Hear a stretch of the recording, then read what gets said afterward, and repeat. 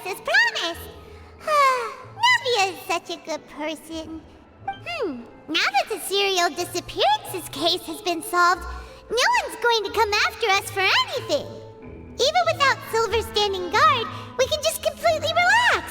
Why don't we stay and rest up here for a while? Even machines in Fontaine need to stop and recharge now and then. Oh, come on! This place isn't that bad.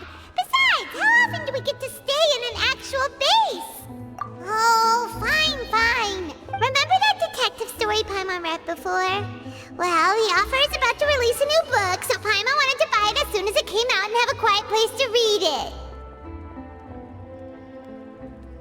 Yippee! Then it's agreed. Come on, let's get some sleep. We'll need to be up first thing in the morning to get in line and buy a copy.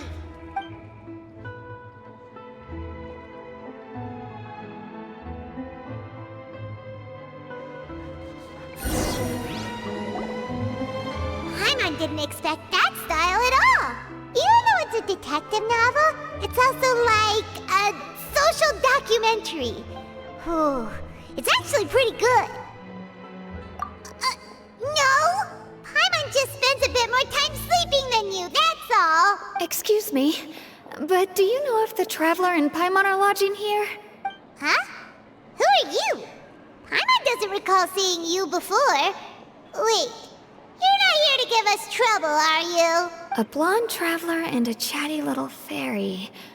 Whew, looks like I found the place.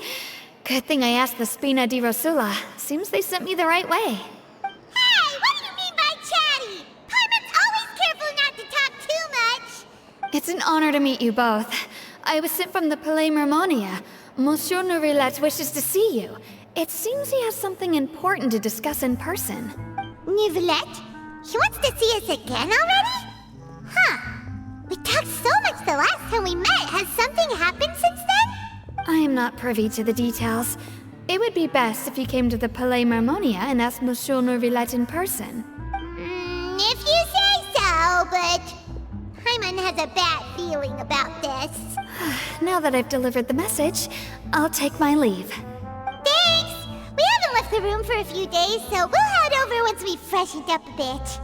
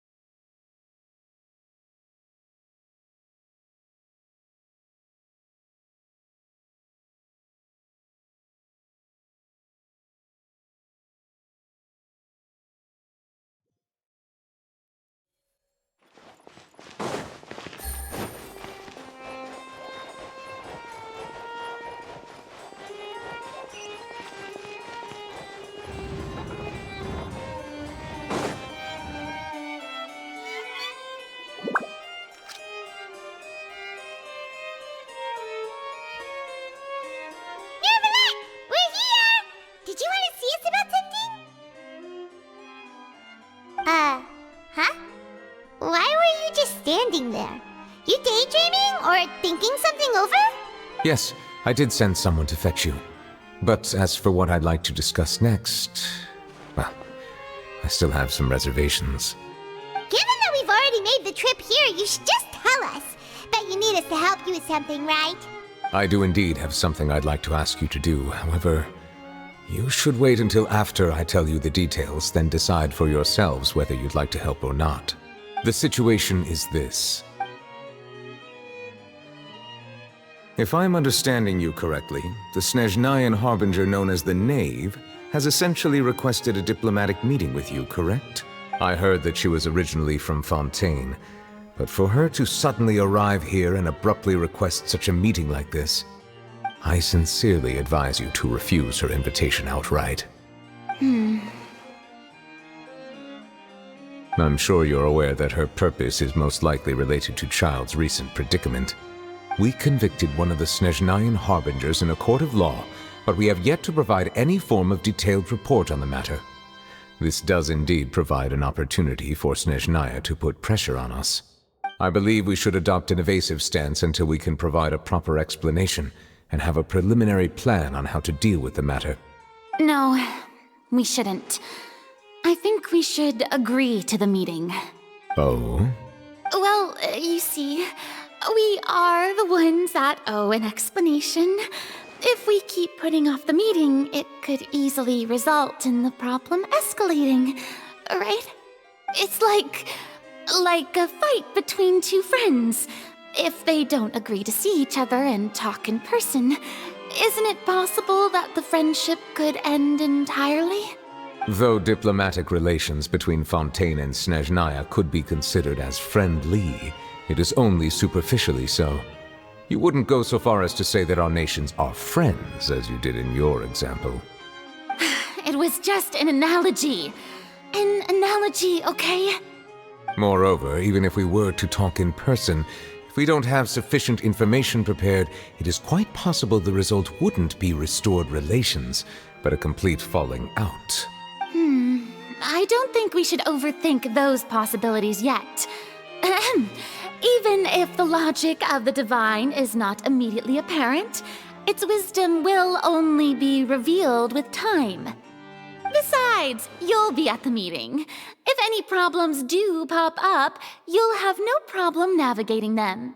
I must clarify that interacting and communicating with people outside of court is not my cup of tea. It seems you think too much of me. But more importantly, when did I agree to join the meeting with you? You mean you won't come? No, that won't do. I can't go to the meeting alone. You have to accompany me. I must take you with me. Lady Farina, could there be something else regarding this matter that is being kept from me?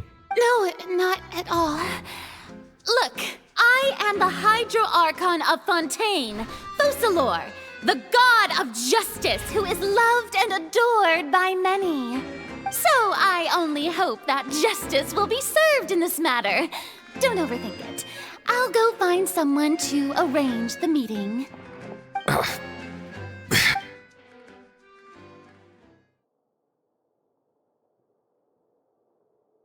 Though it could officially be considered a diplomatic conference, I prefer to see our meeting today as an ordinary tea party.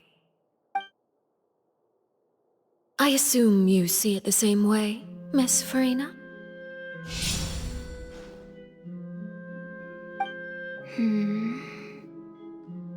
Lady Farina? Yes, that's right.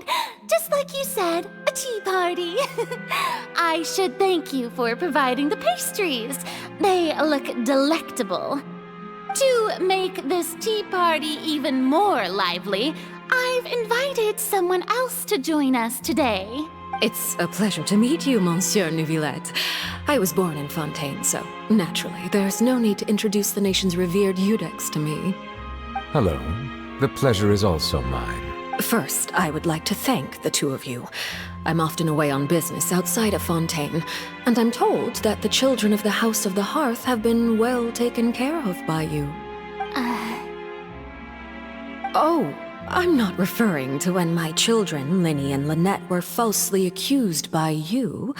Please don't misunderstand. The children of the House of the Hearth are often misunderstood, perhaps due to the reputation of the Fatui. There's no getting around that.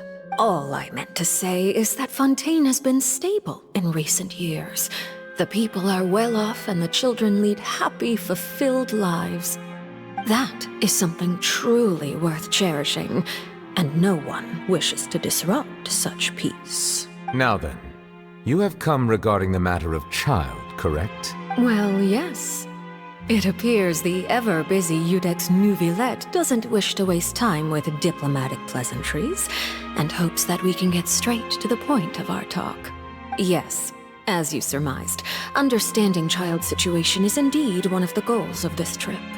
As we are both diplomats from Snezhnaya as well as Fatui Harbingers, Child and I have always been colleagues. Were anything to happen in Fontaine, each of us would serve as the other's attorney to resolve the issue.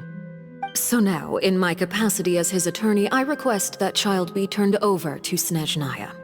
We have a responsibility to cooperate with Fontaine and resolve what has happened to him together. The rules governing attorneys only apply before a trial has concluded. Since a verdict has already been rendered, we see the case as settled. I apologize for being unable to grant your request. An outright refusal. Very well.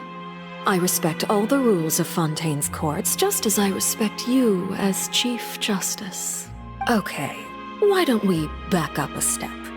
You don't need to transfer Child to us. I only request to enter the fortress of Meropid to see Child and confirm his condition. It's not like you couldn't even manage to fulfill a simple request like that. Right, Miss Farina? About that. The fortress of Meropid has always been completely autonomous. Even we have no authority to interfere there, and diplomatic issues do not suffice as an excuse. However, if you absolutely must confirm the situation of the Harbinger, I have a proposal. The knave showed up already? Well, Linny did say that Father will be returning soon. We didn't even know that Lenny was from the House of the Hearth at the time, so we kinda overlooked that information. Yes, thank you for your kind advice. I'm well aware of the situation. I also noticed that Lady Farina acts a little odd and unnatural whenever I bring up matters related to the knave. Could the knave be threatening Lady Farina or something? If that were the case, then why wouldn't Lady Farina inform me? And what means could the knave possibly have to twist the arm of an Archon? So maybe that's not very likely. Even though Farina can act a little weird at times, she's still an Archon. In reality, this problem is even more thorny than it appears. According to reports from the fortress of Meropid, Child recently disappeared under mysterious circumstances. The details are still unclear. We cannot rule out an escape, but there have also been no reports of him outside of the fortress of Meropid. Special guards oversee the fortress, and its internal systems are extensive. Combined with the special characteristics of the surrounding terrain, an escape should not be possible. I suspect that there's something else behind Child's disappearance. I was only willing to share this information with you because you are friends of Child, and it is my duty to see justice done. So this is what you wanted to see us about before. Yes. I would like you to go to the fortress of Meropid and investigate Child's disappearance. This was my proposal during our meeting with the knave. Rather than allowing her to intervene, I offered to send someone to find out about Child's situation and report back to her in detail. The knave did not seem satisfied by my proposal, but she still agreed to go along with it for the time being. Her words were, "We will talk more once we have that report." So that means we bought ourselves some time. Firstly, you're already acquainted with Child. Your eyes may discern relevant details there that others would miss. And secondly, is the consideration of the unique nature of the fortress of Meropid. Isn't it just Fontaine's prison? I would not define it so crudely. The fortress of Meropid is not affiliated with the court system of Fontaine on paper. It has always existed as an autonomous entity. Early in Fontaine's history, criminals were punished with exile, not imprisonment. Even today, sentences against convicted criminals still include exile, just as before. The fortress of Meropid may seem like a prison, but it should in fact be regarded as a gathering place for exiles. All we do is dispatch guards to keep watch and help maintain security, but we have no right to get involved with any other matters. Although I do have a personal relationship with the administrator there, neither myself nor the courts have the right to be directly involved with the investigation, no matter how serious the grounds. Oh, Paimon gets it now. That's why you need us to conduct our own investigation as a third party, right? Correct. I will arrange false charges against you so that you may secretly investigate inside the fortress during your detention. This will save us a lot of unnecessary trouble. So, are you two willing to accept my proposal? Yeah, no matter how you look at it, it seems we're the best choice. Alright, we hereby accept this difficult task. Reluctantly. You two have my sincere thanks. This matter is of critical importance to Fontaine's current situation. Also, I hope that both of you can keep this operation a secret. We will rendezvous at the Fortress of Meropid's entrance on Erinius once you've prepared yourselves. I will arrange for someone to take you inside. Prepared ourselves? Is there something we need to prepare? Perhaps you could enjoy a good meal and have a nice bath. I'm afraid that living conditions inside the fortress are nothing like those on the outside world. Oh, right! Even though we'll be there on trumped-up charges, we'll be in prison for real. On second thought, is it too late to back out? Please do not worry.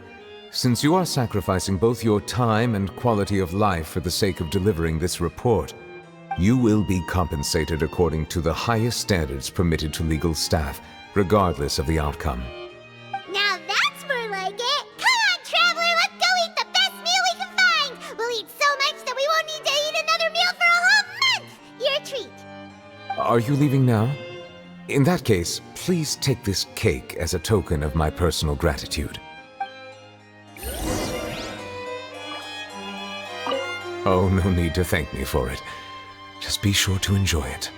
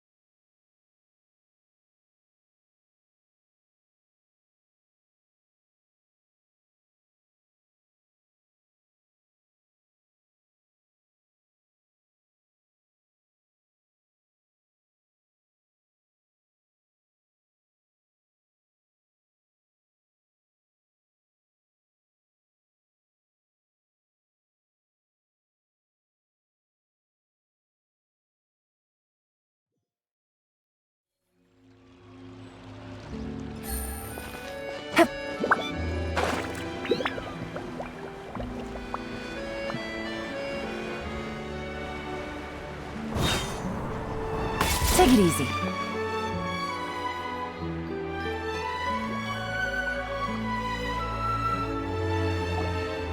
Paimon will have that, and that.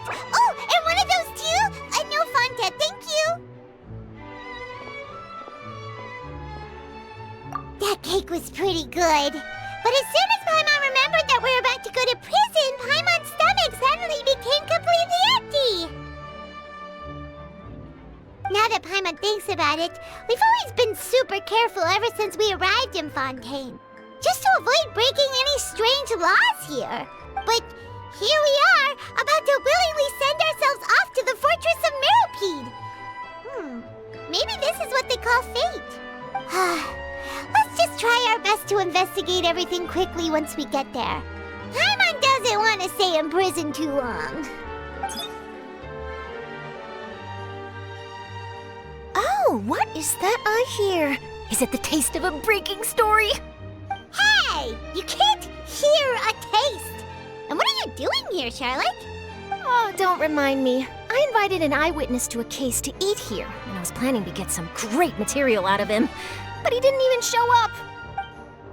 Calm down, calm down. This is nothing new. As a journalist, you should be used to this by now. As long as you can score some juicy tidbits from the Traveler, you might still be able to recover the cost of the meal. You know we can still hear you, Charlotte. Never mind. It's nothing. I just heard you mention the Fortress of Meropid. You didn't commit a crime, did you? No way! We would never! We're just going there to...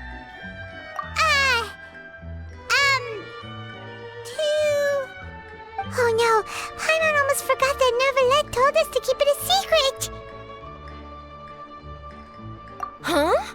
You're being arrested for that? Oh, but now that I think about it, I suppose that's not completely unreasonable. That's pretty despicable, almost as offensive as committing theft. You mean Paimon really did something that serious? Sorry, Paimon really messed up. Well, in that case, it's nothing particularly newsworthy after all. Oh, how disappointing. Oh, right, there's still a chance. Since you're going to be at the Fortress of Meropid, would you be willing to help me gather some material for a story? About that, Paimon doesn't think we'll have any time. Oh, it's nothing difficult. All you have to do is think of a way to get some time face-to-face with the warden of the fortress. He was awarded the honorary title of Duke in Fontaine. Sounds really cool, huh? Only those who have made significant contributions to the nation have been conferred this title. It's incredibly rare. On top of that, the Fortress of Meropid has never been under the jurisdiction of the courts. Practically nobody, including journalists like me, knows anything about the person in charge there. Oh, if I could write an exclusive article about him, I bet it would sell a boatload of papers. You make it sound easy, but it really depends. Of course, I wouldn't ask you to do it for free, so this meal is on me. All right, you got a deal. We'll do anything you want. Then it's settled. The food should be here any second, right? Huh? Wait, just how much did you order?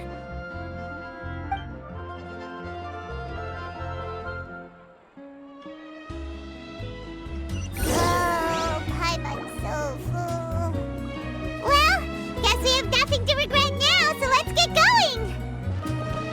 I had no idea you could eat so much.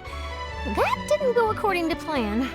Please, please, don't forget about the material for my news article.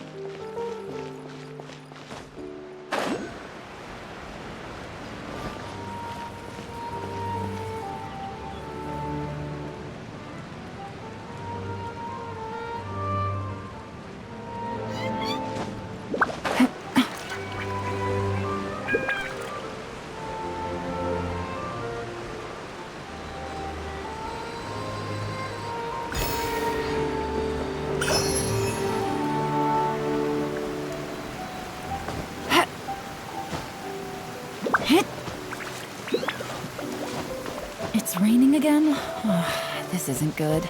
If the rain washes away the traces, it's gonna set us back a long way.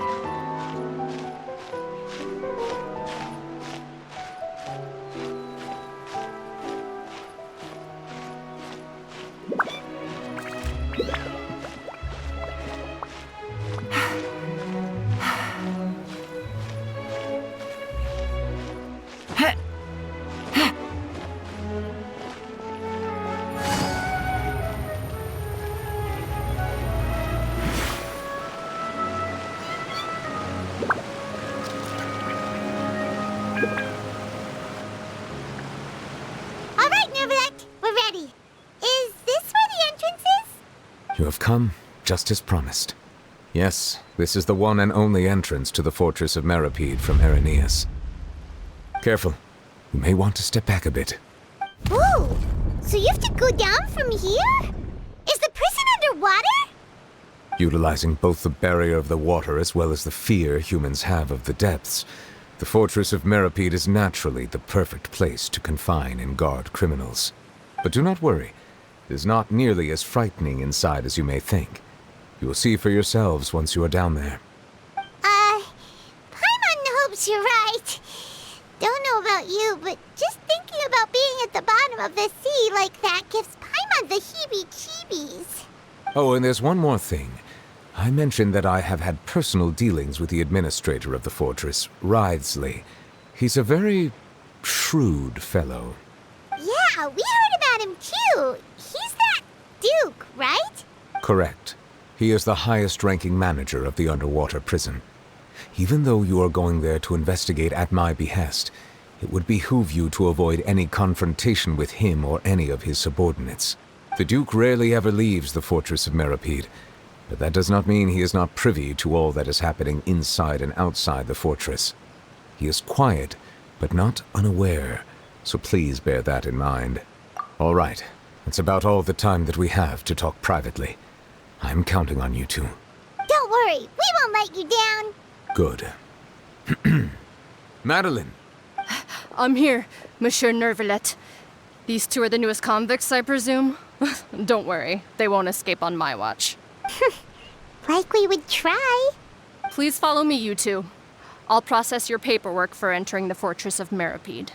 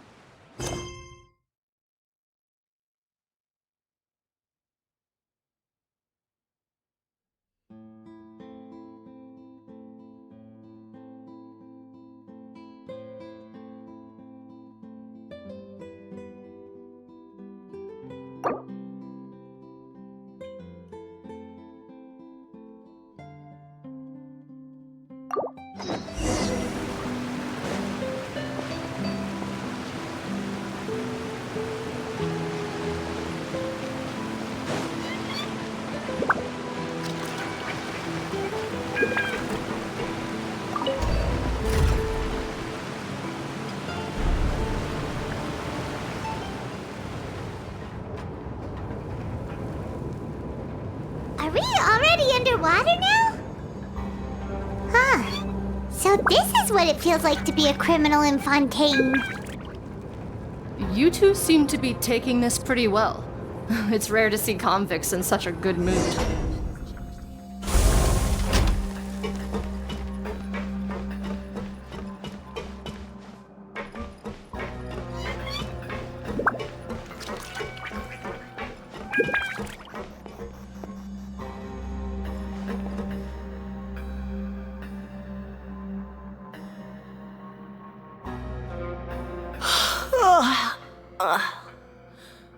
Oh, it's you, Madeline.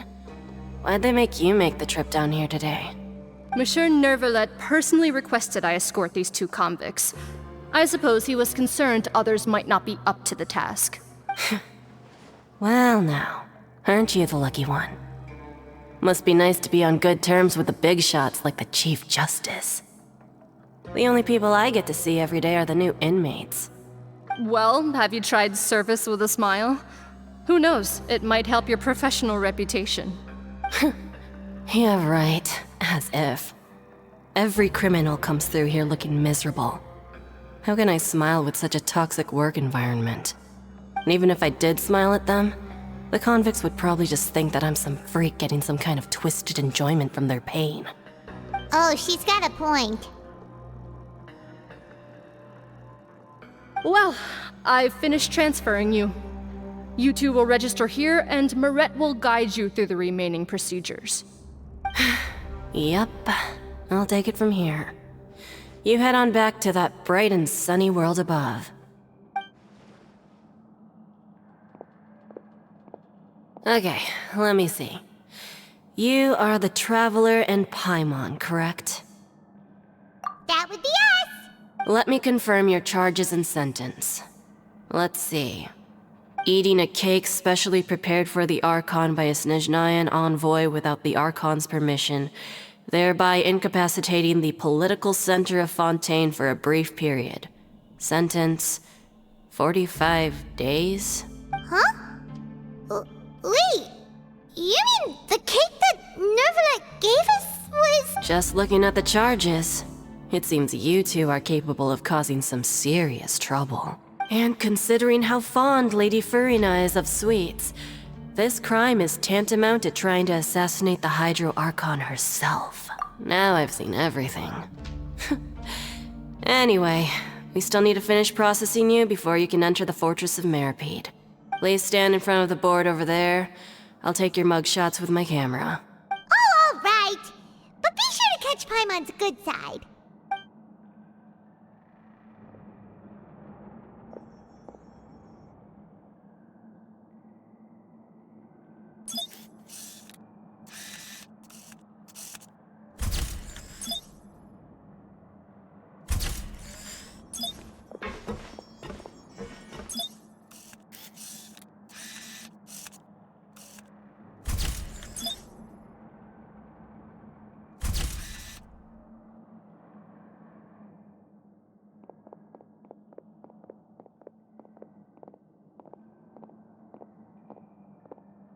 And we're done. Thank you for your cooperation. Next, someone will be along to guide you inside the fortress. Please be sure to cherish this opportunity for rebirth. Huh? Rebirth? Isn't that a little much? We're only gonna be here for 45 days! You two are the new inmates, right? Follow me. Oh, okay! Paimon is Paimon and this is the Traveler! Save it. Not like I'll remember your names. Move it.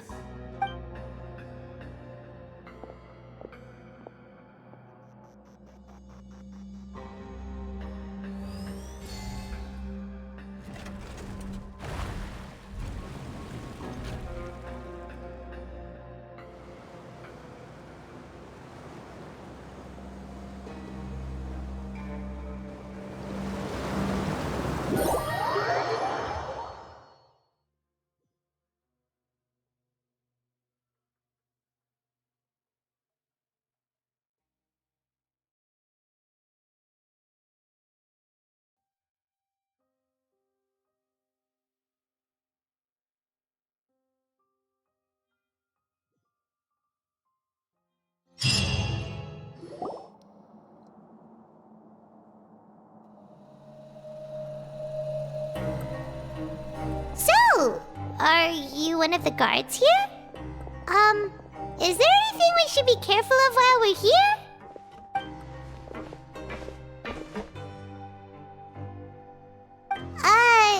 Did Paimon already ask something she wasn't supposed to? Why should I tell you anything? What's in it for me? This is exactly why I can't stand new fish.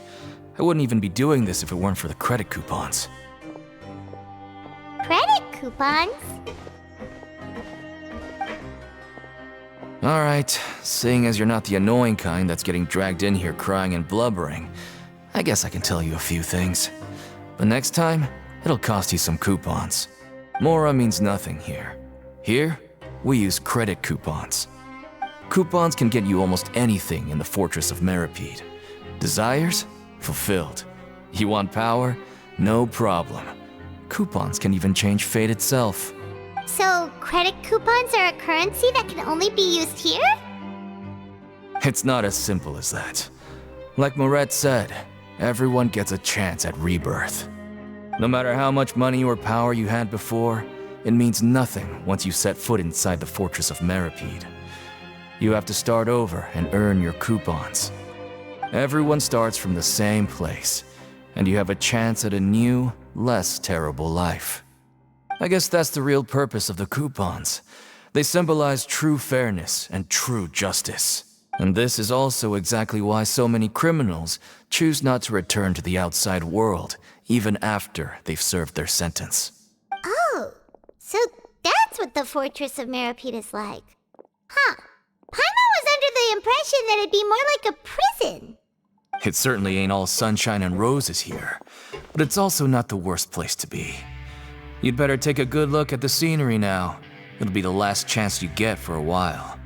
After being away from the sunlight for so long, even the terrifying depths of the sea start to feel like home. It just stops feeling oppressive, you know? Oh, I'm actually an inmate like you two. Welcoming newcomers is a job I've picked up to earn some extra coupons.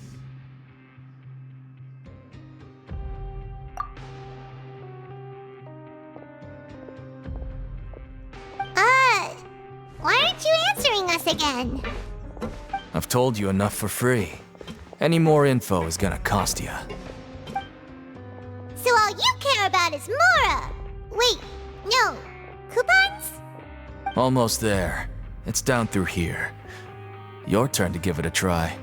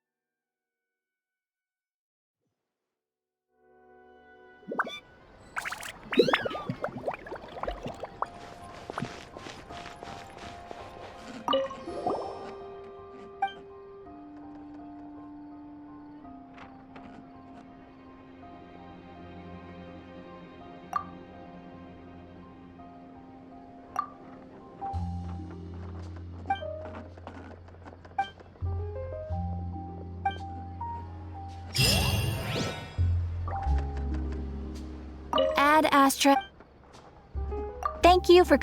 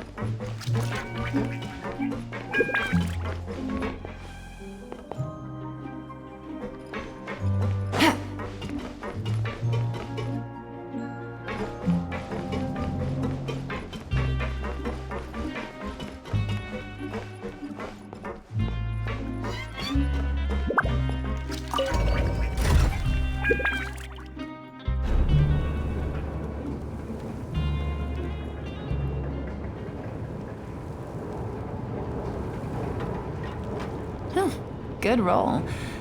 Alright, maybe I'll take one more day off, and knock out the rest of the work once I'm feeling up to it. So, we're going even deeper now? Just how deep down are we? It's like a metaphor for your previous life, isn't it? Our lives weren't that bad.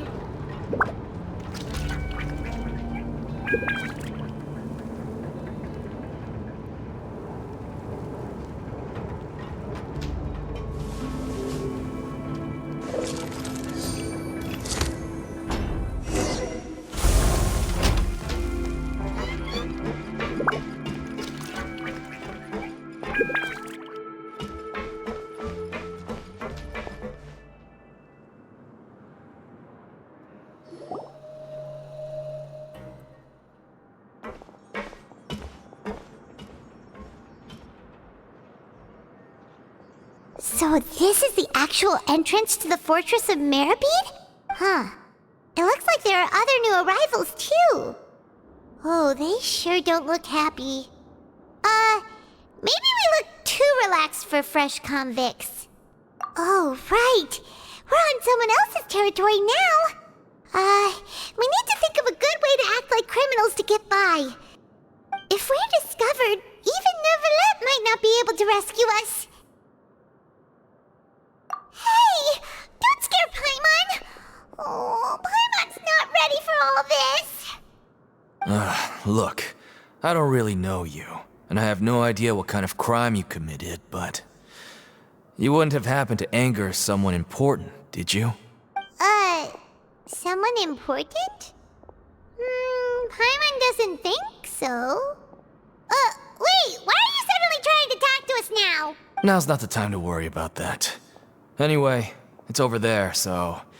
You just go on over there by yourselves. I've done my job, so... Good luck. What was that all about? Wait a second. Are there usually so many garter mechs around here? They're already onto us?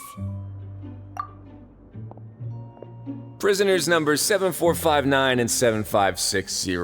Welcome. Oh, no need to be anxious. These Gardamex aren't here to attack you. In fact, they're here as your honor guard. When I heard that you were friends of Monsieur Neuvillette, I had the Gardamex come and wait in formation.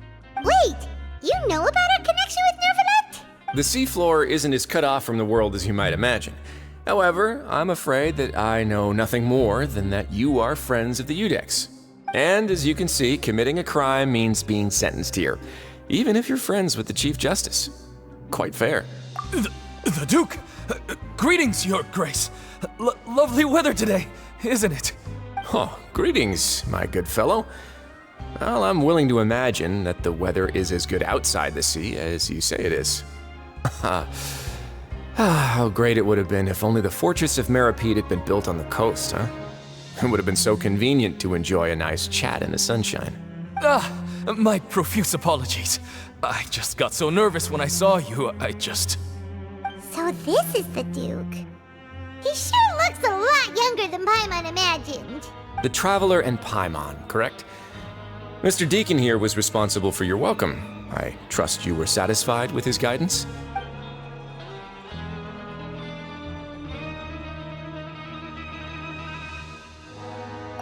Outstanding.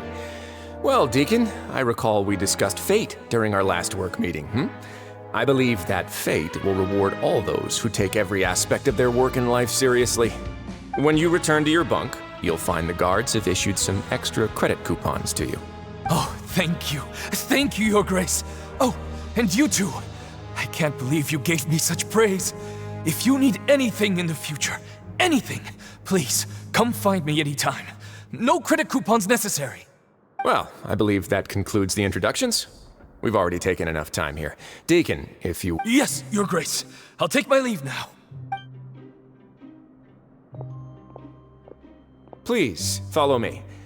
To make you feel more welcome, I'll show you around the various facilities of the Fortress of Meropid. I hope it'll help you adjust to life here. He's going to personally give us a cure? Huh. Paimon can't figure out what this guy's thinking at all. No wonder Charlotte's so interested in him. He's one of those mysterious types. Alright, let's keep up with him.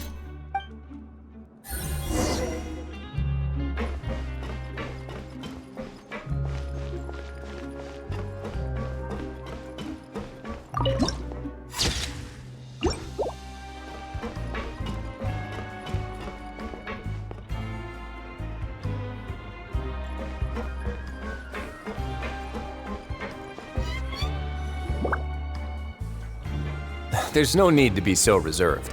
The label of criminal is nothing but one of many identities, and being criminally inclined here at the fortress is just one of many ways to survive. Is it really okay for the warden to think like that? We're real criminals, you know. What if we're too difficult to handle? Well, then maybe you'll be able to carve out a name and a place for yourselves in this underwater world, But before you go in swinging, please remember that in the Fortress of Meropid, it's better to not cause trouble for yourself or for the guards. Now, we've arrived at a very important place, the Coupon Cafeteria. You can come here and claim one welfare meal each day. Welfare meal? You mean it doesn't cost anything? That's right. Criminals are essential to fortress operations, so we must guarantee that they at least have the basic means to survive. But that's not how it was. Back in the day, it cost you credit coupons just to get a cup of water here.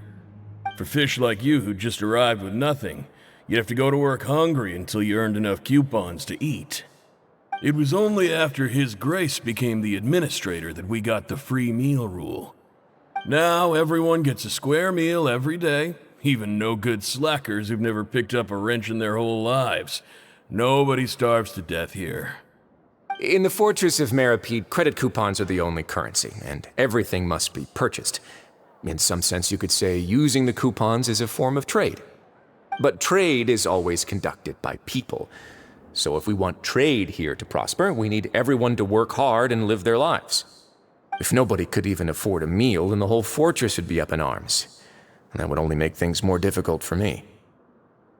So, rather than saying that we're giving everyone a free meal here, you should say that everyone's hard work has improved the living conditions in the Fortress of Meropid. Your Grace's reasoning is correct, but what I said is also true.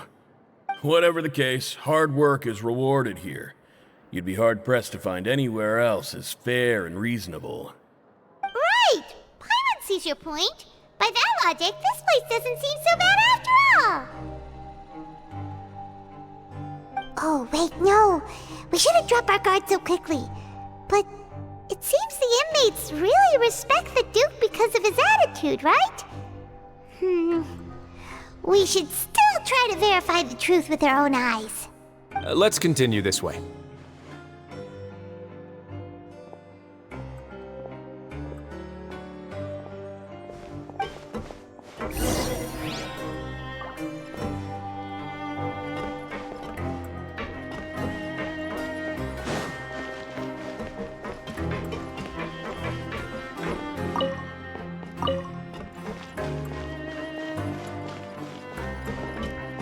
Take it easy.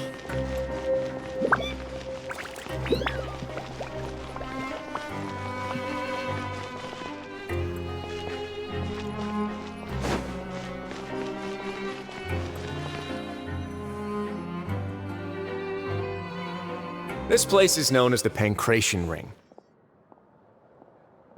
Sometimes we have criminals who have more energy than they know what to do with. Their daily work alone isn't enough of an outlet for them. So, instead of leaving them to their own devices, we've provided them with this dedicated venue. This way, nobody will get involved unless they want to be. Pancration matches?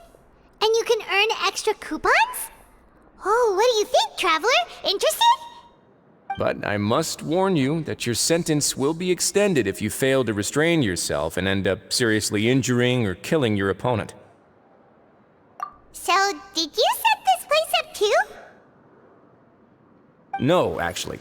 I just granted approval for the organizer to use this area to build the ring, and I collect a portion of the proceeds in return. Of course, the fees are also quite useful. Oh. Do you mind if we ask what they're used for? Sure. Ensuring personal safety, maintaining the arena, and resolving any conflicts that arise. Why? Are you interested in how to manage a pancration ring? Oh, no. Paimon was just wondering if that's how you paid for everyone's welfare meals. A reasonable guess. I see you have a talent for entrepreneurship. Oh, you hear that? Paimon has a talent! So we can start a business here? That is something you can discuss between yourselves later. Let's move on for now.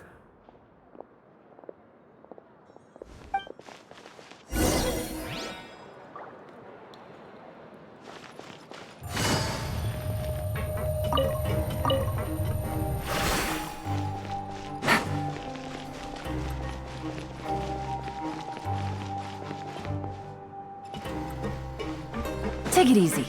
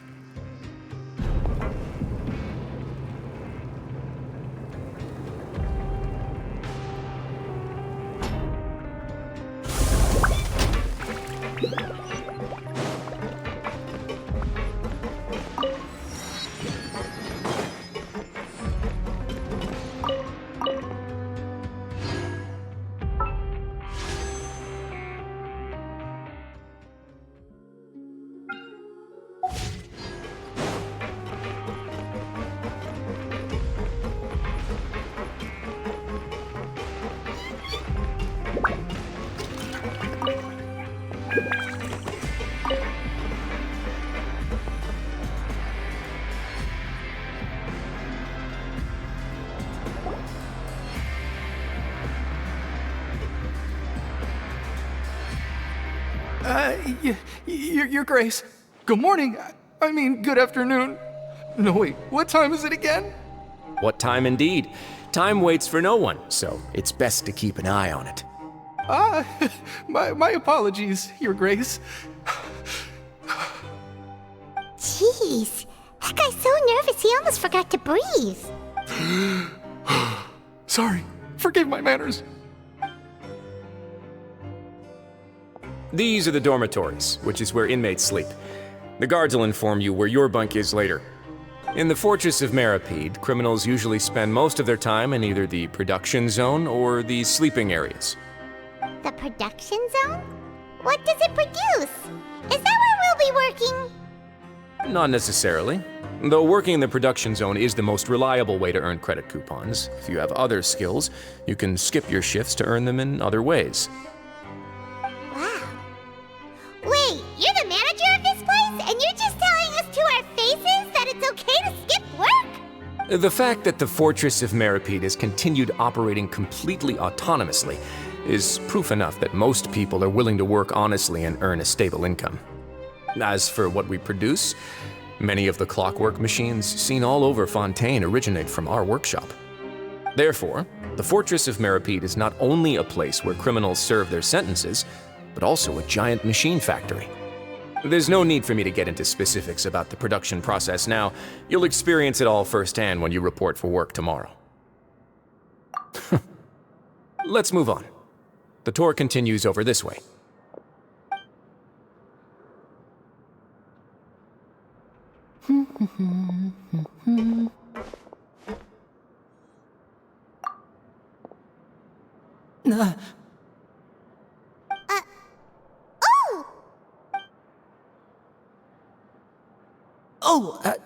You really scared me there. I didn't expect to see you here, Your Grace. I thought maybe I was so tired from work that I was starting to see things. The only thing you should be seeing is the work in front of you. Stay focused and keep up the pace. Oh? Is something the matter? It's nothing. Paimon's just worried about how hard we'll have to work tomorrow.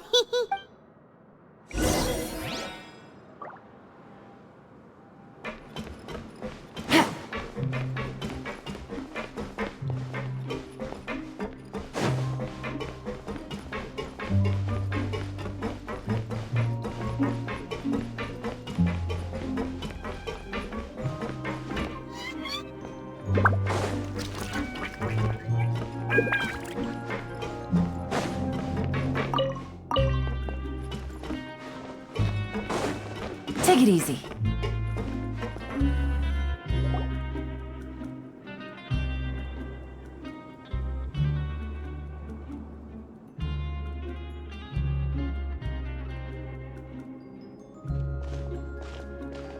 Your Grace? What are you doing in the infirmary at a time like this? Oh no, you didn't injure yourself, did you? Not yet, unfortunately for you. But thank you for your concern, Sigewin. Oh, then you must be here for those two. Allow me to introduce you. This is the infirmary, and Sigewin here is the Fortress of Meropid's head nurse. Hello, new faces. They call me the head nurse, but I actually handle all the nurse-related work all by myself down here. Since you seem to have some rare downtime with no patients, perhaps you could find the time to join us for dinner? Oh, then these two must be some important convicts. Sure, I'll join the welcome party. Thank you. Your presence will be the pièce de résistance for today's tour. Oh, so the tour part is over now? I believe I've already covered the primary aspects of life here in the fortress. As for your work, there'll be someone else to guide you through the details. Is there anything else? I seldom conduct tours, so why don't you just ask if you have any questions? Well, this is our first time here. Paimon's not sure what to ask. Then let's head back to the coupon cafeteria. Maybe a meal will help you think up some questions. You should at least try to be excited. Our free meals are actually pretty good here.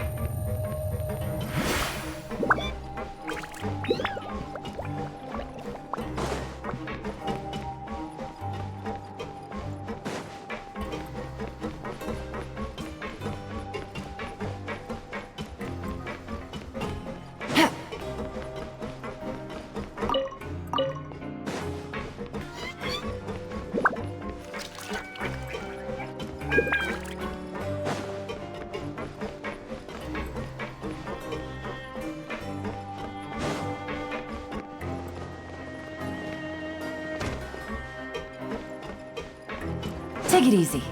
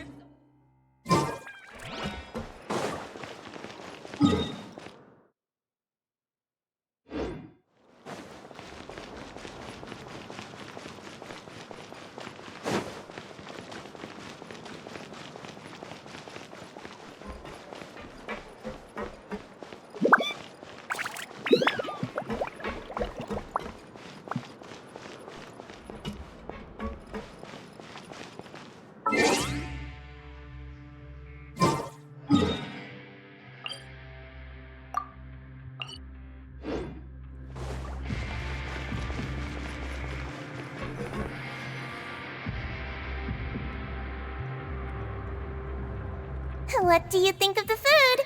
Does it meet your expectations? Wow, it looks delicious! Neverlet made it sound like living conditions in the fortress of Meropid wasn't very good. Who would have guessed that criminals get to eat tasty food like this every day? Oh, isn't that the meal box that only super lucky people manage to draw? Seems like you two are quite fortunate. It actually has nothing to do with luck in this case. I had a word with Walsey, so you didn't have to draw lots like everyone else. Oh, you mean the meals are random? Yes, what you get to eat depends completely on your luck. You could say that it's a distasteful little game that Chef Walsey likes to play here in the cafeteria. I knew it! If criminals got to eat tasty food like this every meal, the crime rate in Fontaine would skyrocket for sure! Excuse me, did I hear you mention Nervulet just now? I've been wondering how he's doing. Is he busy with work? Has he been taking care of his health? He seems healthy no matter how you look at him. But he works so hard all the time, so it must be really tiring. Sounds like he hasn't changed a bit. Looks like you can stop worrying so much, Sigewinne. Oh, that's good. But I still feel like it's been too long since I've heard any news about him. No news is good news. Maybe next time I've got something to discuss with him, I can invite you to accompany us. But isn't the Fortress of Meropid independent from Fontaine's court system? What do you two have to discuss? Well, we provide all kinds of mechanical products for official use, and some essential goods have to be obtained from the overworld, so we naturally have to stay in touch about this and that. Monsieur Nervulet's character is unimpeachable. No matter the question, you can discuss it openly and freely with him. Talking with him feels quite effortless. In light of that, I am quite willing to go out of my way to show respect and accommodate him. In fact, right now, I'm treating you two as guests invited by Monsieur Nervulet. But unfortunately, I can only do so until the end of this meal. After this, you two will just be inmates here. You're very welcome. Well, your new life awaits.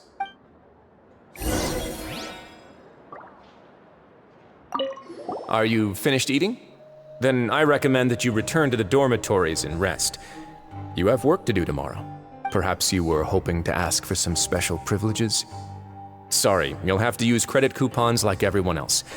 It's not as comfy here as you might imagine.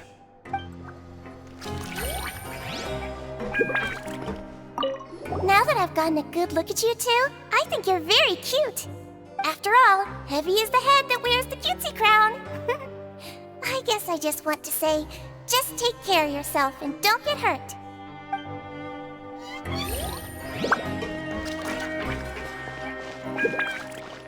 Take it easy.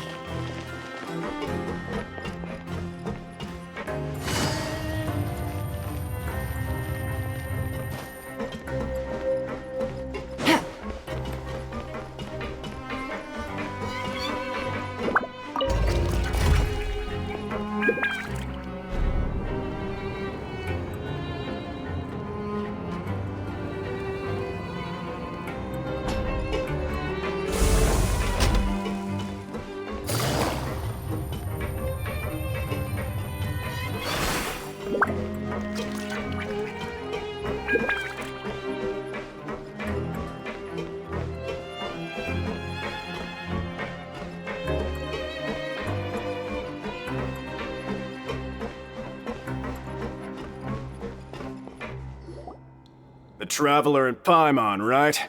Listen up. As new inmates, the only thing you need to worry about is what to do and when to do it. Don't make any extra trouble for yourself. Your bunks are right over there. Follow me.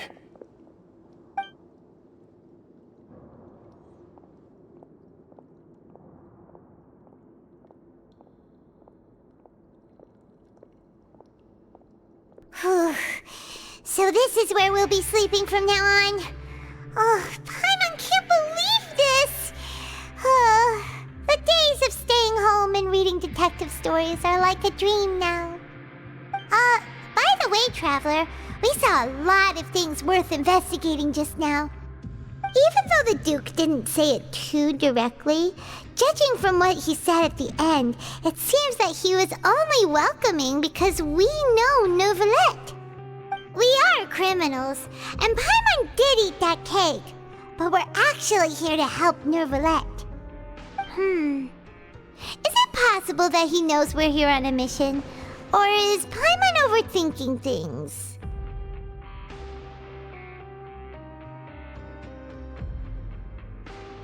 Yeah, Paimon thinks so too. He probably knew why we came here from the very beginning and intentionally wanted to send us a message.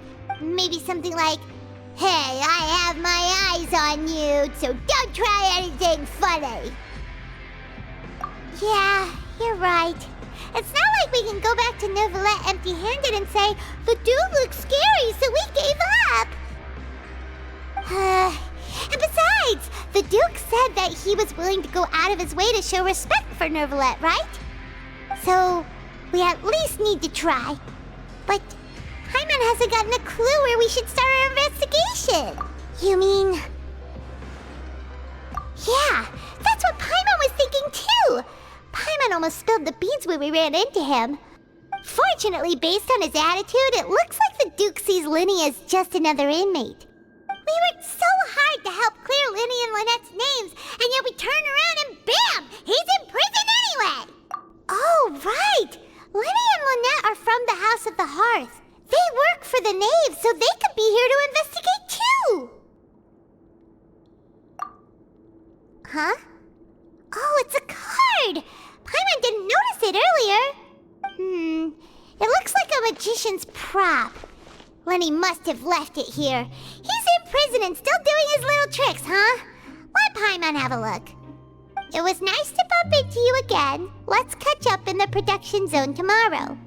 What in the world? It's written like he's greeting a buddy on the street. Paimon thought he'd write something important. If you say so. We can ask him what's going on tomorrow. Let's get some rest now.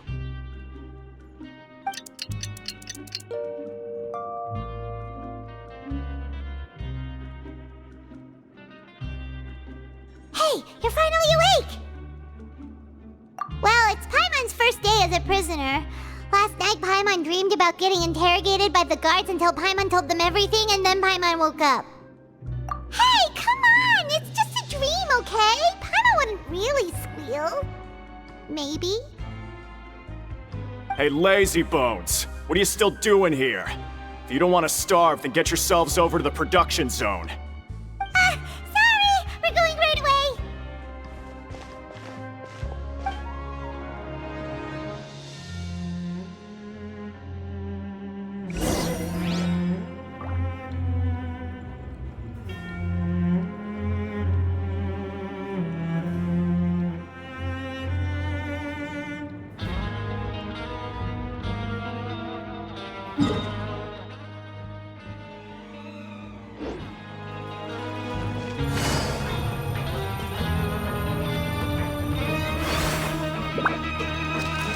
Take it easy.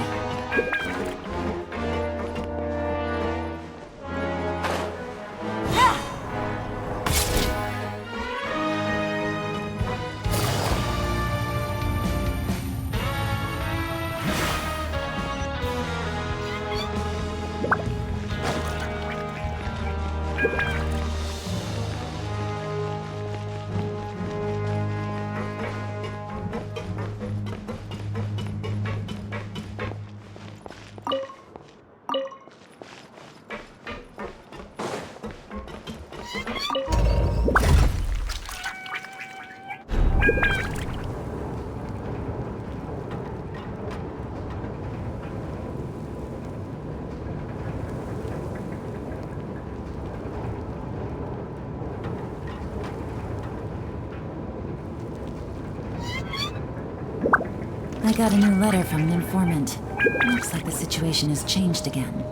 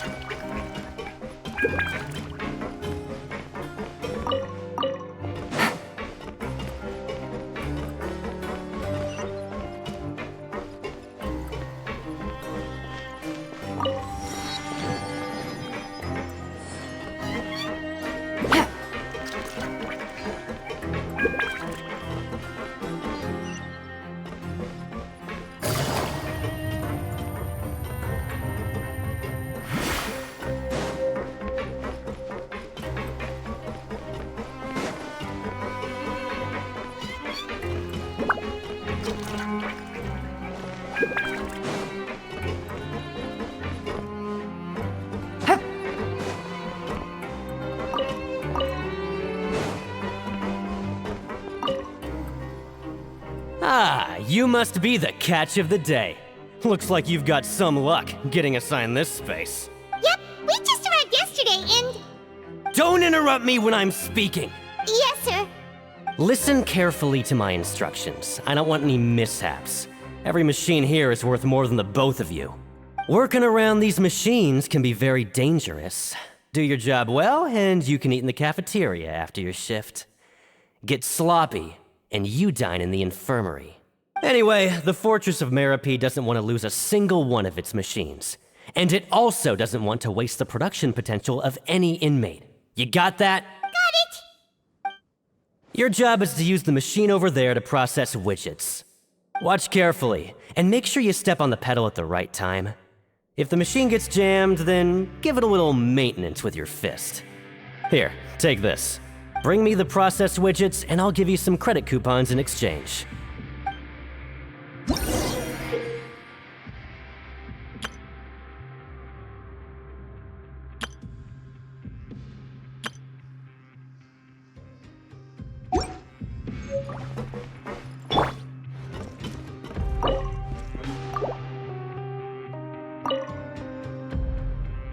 So if the machine gets jammed, you just need to attack it to fix the problem.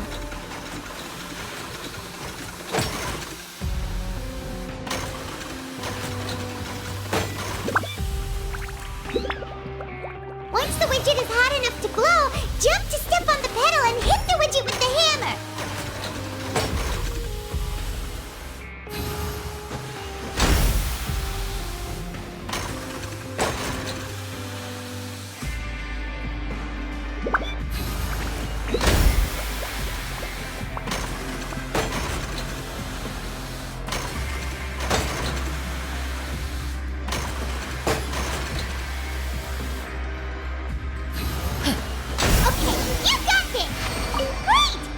Report back to the foreman and give him the processed widgets!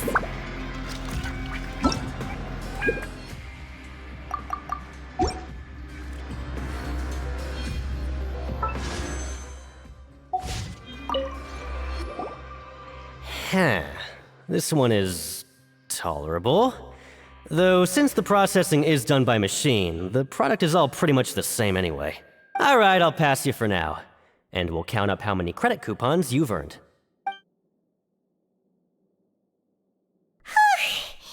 Paimon's exhausted. We're done now, right? Oh, that foreman. He's so scary that Paimon couldn't even speak. Ugh. Even though Paimon's starving and wants to head straight to the coupon cafeteria, we still need to meet Lenny first, right? He probably just finished up his work, too. He should be around here somewhere.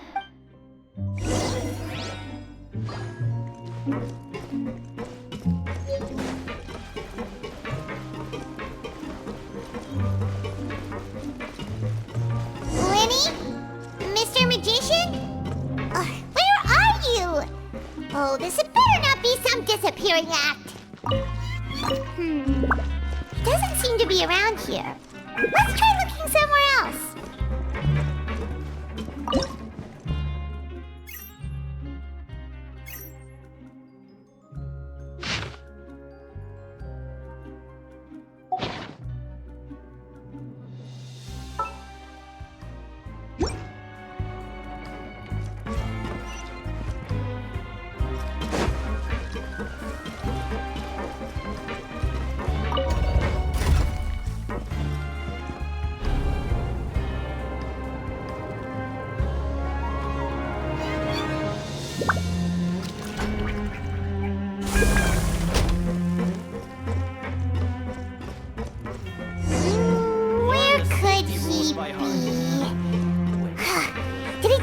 slack off and sleep the day away?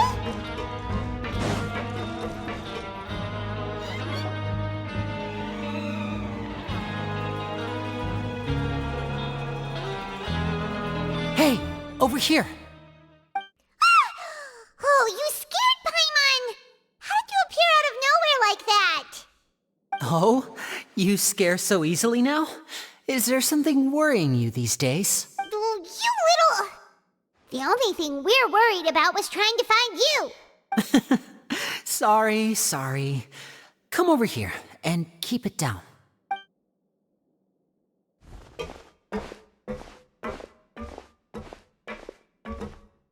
Oh, Lynette! You're here too! You two really are inseparable. That's right. My brother simply can't stand to be away from me. It's not just Lynette. Fremine is also here. Do you still remember him? Oh, you mean that diver from the House of the Hearth, right? Paimon remembers seeing him in the court of Fontaine before. Now hurry up and tell us, how did you end up as criminals this time? We fought so hard at court to prove you were innocent, but now it looks like our incredible court battle was for nothing! Sadly, even the teeniest of things can land you in prison these days. I put together a street performance and used the popularity we gained from the Opera House incident to attract a big crowd. And then? Next, I invited several audience members to participate in the show. And then, with the entire audience watching, their wallet suddenly disappeared. My brother was charged with theft, and I was charged as his accomplice. It really isn't that bad. The missing wallets are all in the leftmost drawer of the Maison Gardiennage's big filing cabinet. We just need to see how long it takes to discover them. Yep, we should be released then. In terms of the magic trick itself, I think the performance went perfectly. Leave it to Lenny to magic himself into prison. Indeed. Last time I hid my identity from you, I promised that I'd tell you absolutely everything if you were angry about it. No more secrets. So I don't plan on keeping anything from you this time either. At the moment, the House of the Hearth's interests don't conflict with yours at all. We were instructed by the father of our house, the Knave, to come here and conduct an investigation.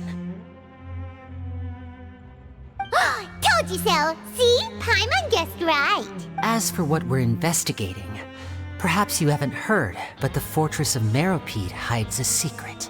Some even say that the entire fortress exists just to protect it.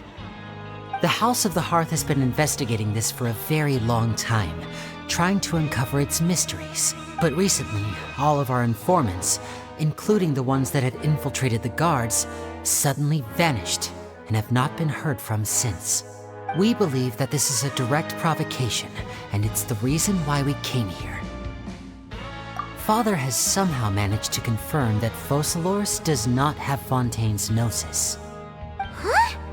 How did she manage to learn information that important? Father has her ways. Many of them are beyond our imagination, and we've never had the chance to see her at work. But we trust her conclusions.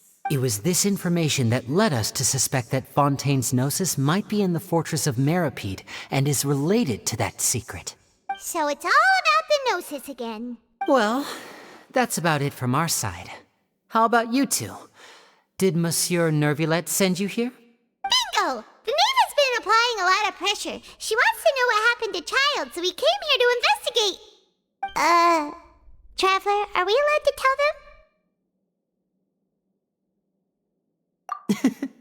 You don't need to worry too much about that. She's just asking for a report on Master Child's predicament as a means of pressuring you. Father used this situation as a pretext to negotiate with two high-ranking officials in the court of Fontaine. She actually just wants to be able to make concessions on this matter for gains elsewhere, almost like a bargaining chip. Sometimes you need an excuse to do things you otherwise couldn't. And a harbinger is more valuable than you might imagine. Of course, it's not a complete farce. If we do manage to find out what happened to Master Child too, then diplomatic relations with Fontaine could improve, and Snezhnaya might even be able to adjust its stance a bit. Is it just Paimon, or does it feel like we're the only ones who actually care about Child's situation? The relationship between the Harbingers must be as bad as ever.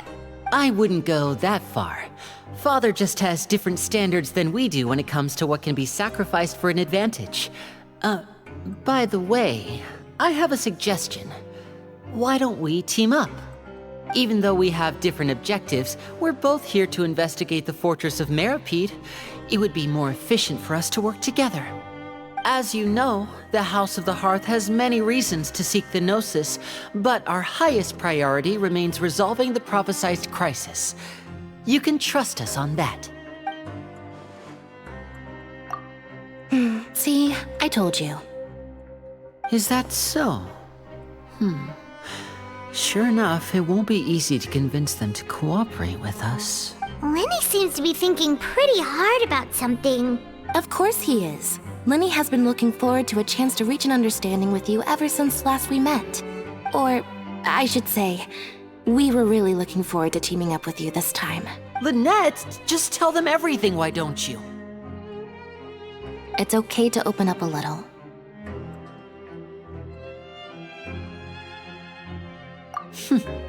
Very prudent of you, and consistent with your behavior since we first met. That's reasonable enough, and I agreed to cooperate on these terms as well.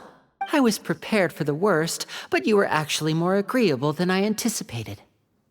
All right then, there's no time to lose.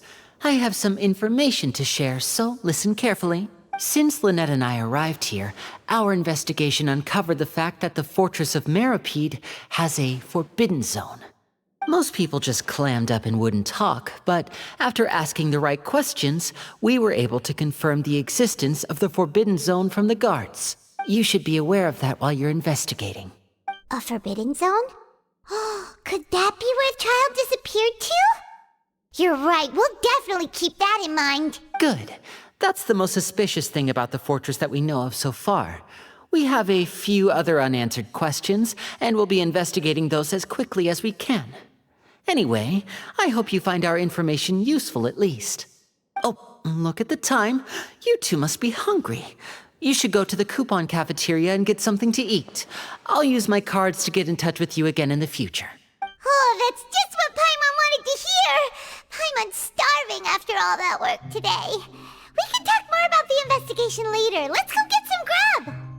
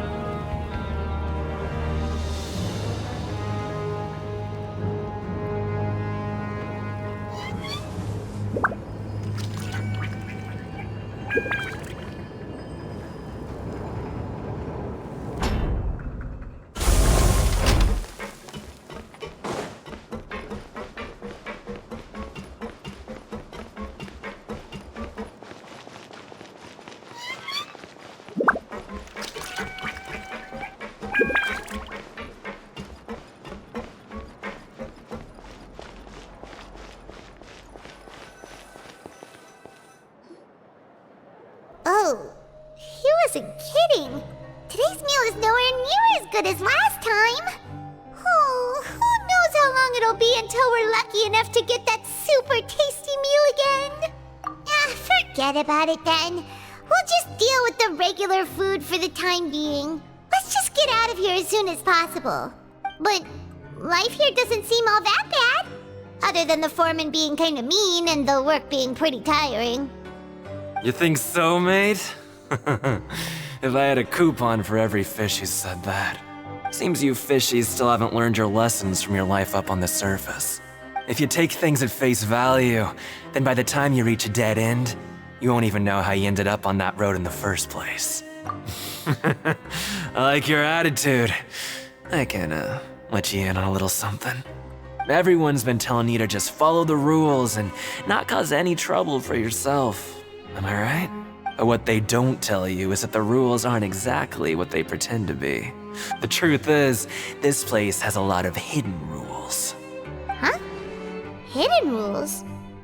What do you mean? Not everyone knows about those rules, but whether you know them or not, once you break one, you might encounter something even worse than death. Really? Oh, now you're really scaring poor Paimon. Don't joke around like that! Of course. And I'd say that just disappearing would be one of the better outcomes. Oh, you mean that if there really are hidden rules, then Child's disappearance might have something to do with that? In that case, would you tell us some hidden rules? We definitely want to avoid breaking them. Come on, mate. This is valuable information. The difference between life and death. Do you really think you can just ask and I would tell you? Paimon understands, but we don't have many credit coupons yet. Yeah, I know. Not like I'm going anywhere. Just come talk to me after you've saved enough. Moreover, you're new fish, freshly caught, and completely out of your element. What'd be the point in even telling you anything before you've gotten a handle on your new lives? Come and find me once you've been here longer. I'm usually around the rag and bone shop. Just call me Vidoc. Bye-bye now.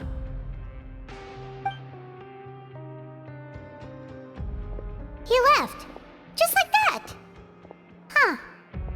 Do you think he's just trying to scare us into buying fake information from him? Yeah. It might be a good place to start in our investigation. Hidden rules, huh?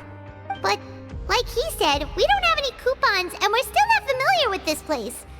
Oh, there's nothing we can do about it now. Ah, we were so busy talking we almost forgot to eat. Even if it's not the best, it's probably better while it's warm. Come on, dig in before it gets cold.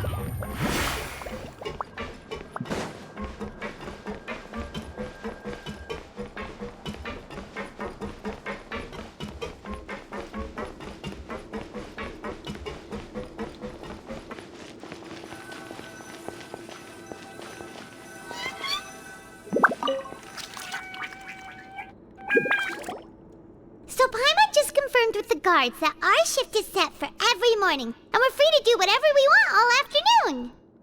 But it seems like most of the other inmates choose to continue working through the afternoon to earn more credit coupons.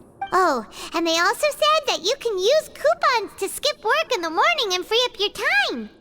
They weren't kidding. Credit coupons really can be used to do anything here. Paimon's so tired. And we'll need to wake up and go to work in the morning. Without any credit coupons, it's not like we can really do anything else. Nighty-night, Traveler. Paimon hopes we can keep making progress on our investigation tomorrow.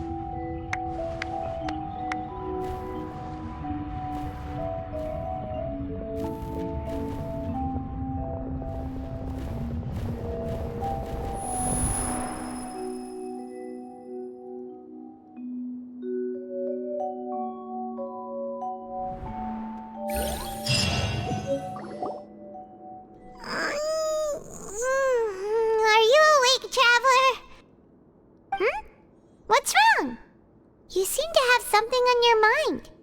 Did you dream about something last night? Is that even possible?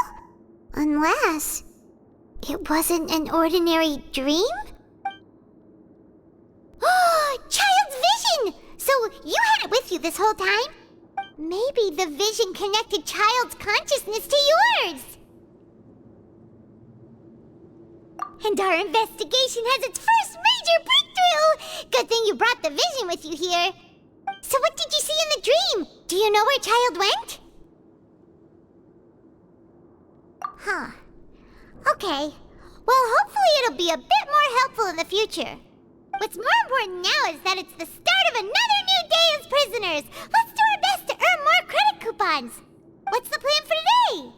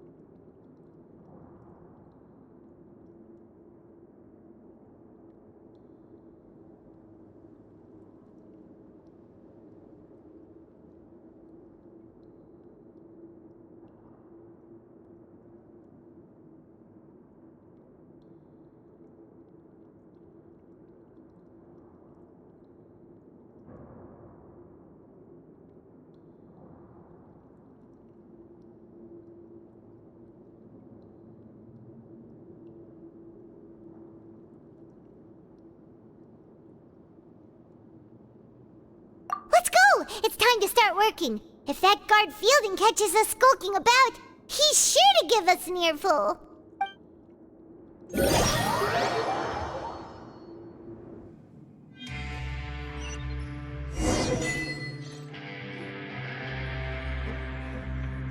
Look who decided to show up. Get your butts in gear and get to work. Time's a-wasting. Good, here you go. Remember to give me the widget once you've finished processing it.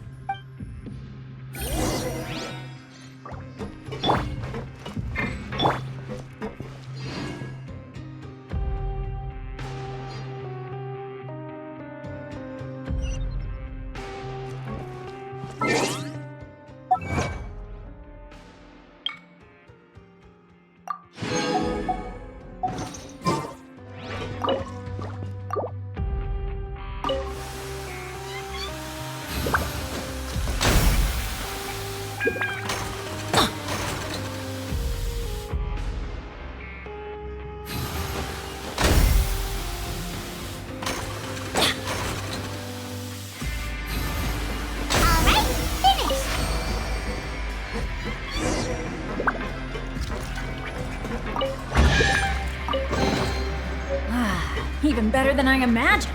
It's my lucky day. I'm on speed. But after so many shifts, it seems we're really getting the hang of it now. Hey there, fellow shiftmates. I saw you finished your work, so I thought I'd come over and say hi. Oh, hey there! We've seen you before. Your assigned workspace is really close, isn't it? That's right. The name's Rowan. This past few days, I couldn't help but notice the new faces working nearby. I guess we were destined to meet. I've been working here for almost 15 years. Even the foreman, Grainville, always calls me Chief. Whoa, you've been working here a long time, Chief. Hey, not so loud. If there's anything you'd like to know, just ask me.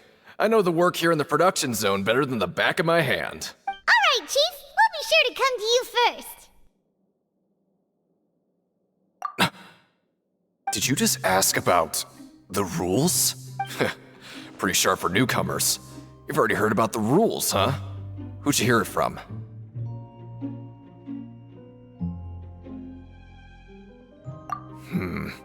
Alright. Seeing as I'm the one who came over here, you're already calling me Chief. I guess I can tell you a little. Truth is, you two keep working like this, you might be putting yourselves in danger. Huh? Wait, there's even a rule about that? What would have happened if you never told us about this? Well, it's usually not that easy to break one on accident. The conditions of the hidden rules are usually pretty specific. But once you do break one, bad things happen. If you work continuously in the production zone for 3 days, and if all you do besides eating and sleeping is just work, then something bad will happen during lunch on the 3rd day. Huh? Like what? Oh, don't scare Paimon! If I knew that, then I wouldn't be standing here talking to you, now would I? You mean, even you have never tried working 3 days like that before? There's actually a legend about this rule. They say that there was a worker who worked way harder than me. He was both efficient and eager on the job, and most other workers couldn't hold a candle to him. One time, he tried to test his limits and worked as long as he could. Then during lunch on the 3rd day, he disappeared into thin air, as if he'd evaporated. Later, some people went and asked some of his past friends about him, but they said, never heard of the guy.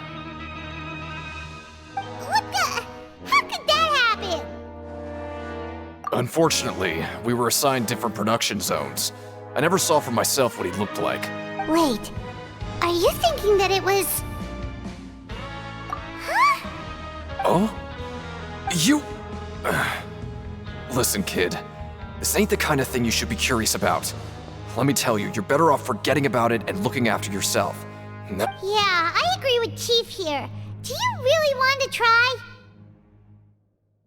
Alright, if you insist. What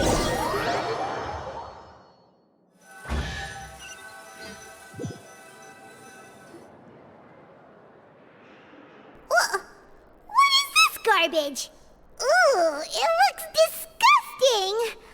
Oh, Paimon misses your cooking now. What would you like to do this afternoon?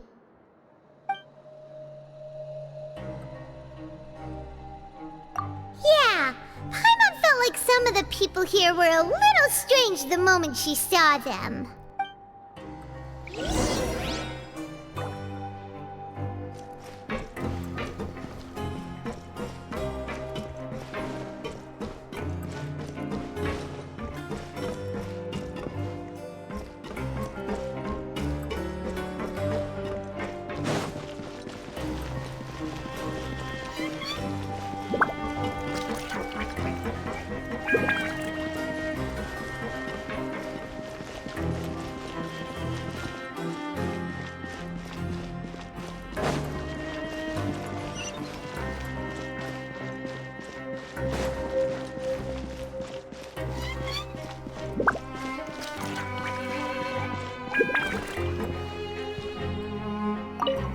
Sorry, I don't know who you're talking about. Are you sure they're an inmate here?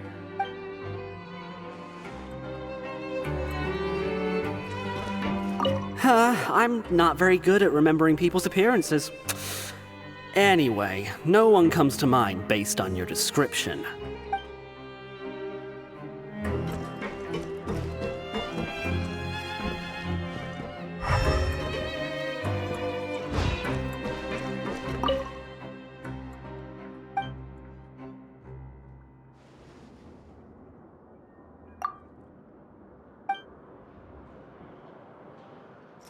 Always at your service. There's no one here that's anywhere near as strong as what you're describing. Believe me, I'd know if there was.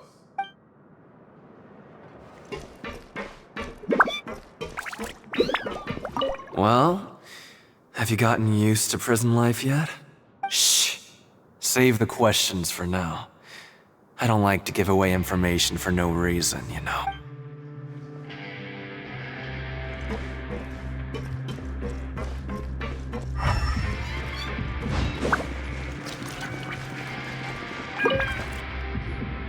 Oh, hello.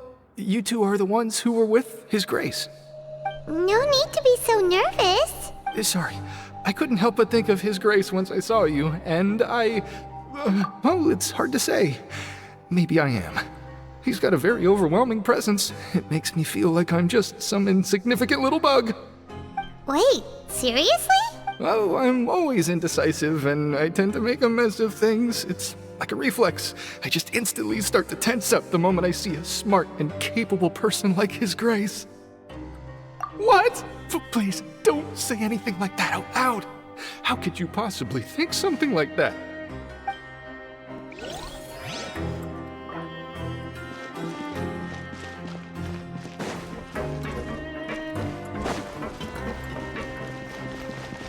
Off we go!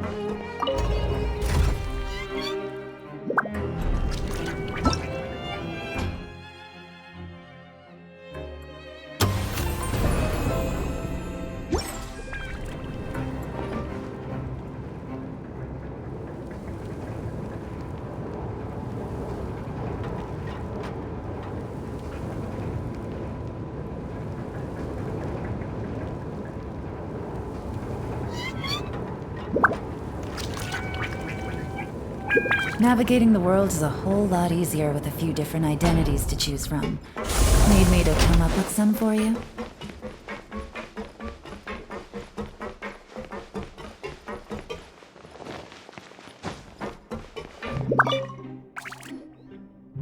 Hey!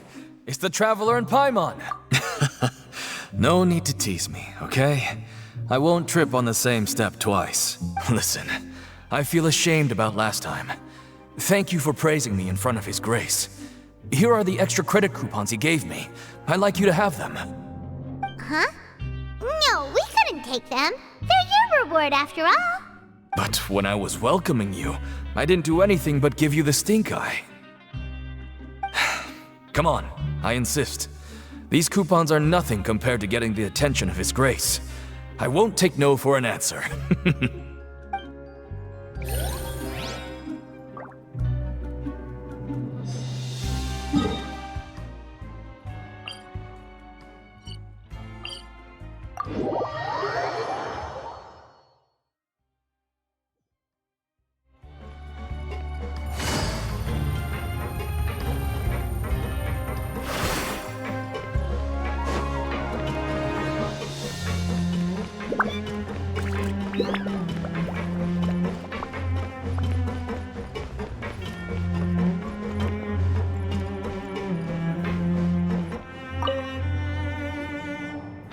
Oh, wonderful. I was worried that you'd be busy trying to earn credit coupons all the time, but it seems like you haven't neglected your investigation work after all. Paimon likes having more coupons, but no one wants to work all the time. Have you also been investigating the area, Lynette? No, I was just slacking off, and you happened to catch me. My brother is still obsessed with anything remotely related to the Forbidden Zone. But knowing him, it won't be long before we get more leads. Oh, before I forget, this is for you. Huh? Credit coupons? Why are you giving us these? I've been here longer than you, so credit coupons aren't a resource in particularly short supply. What is in short supply are interesting people to talk with. Aw, that's so nice of you, Lynette. We'll be sure to make good use of these coupons then. Thanks a bunch!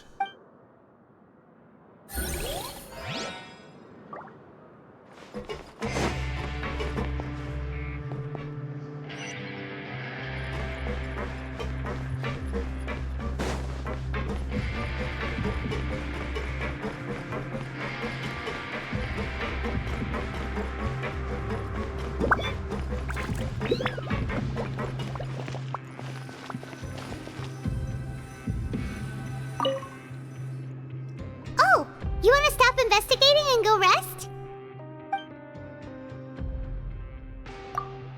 Okay, you should rest up. We'll be back at it tomorrow. tomorrow.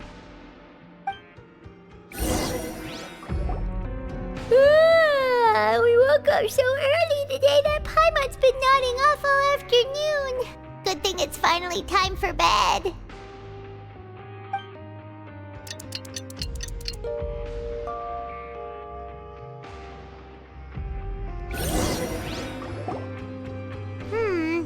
Maybe we can make some progress in our investigation today. What do you have planned for us?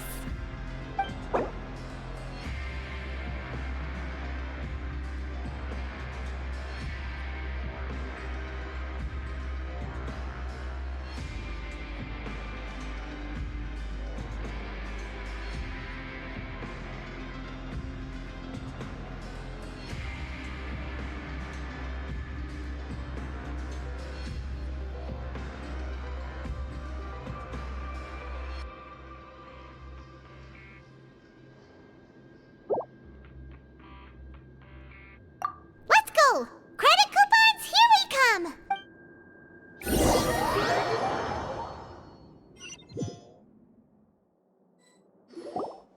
Look who decided to show up! Get your butts in gear and get to work. Time's a-wasting. Oh? What's with suddenly wanting to work so hard? You need coupons that badly? Sure. Let's just say we really want to test our limits.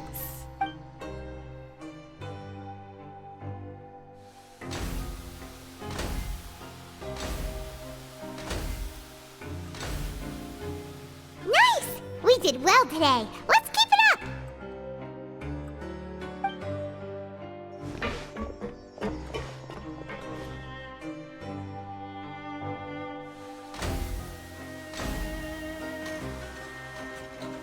Whew, Paimon's had it. Who knew that processing these widgets would be so tiring?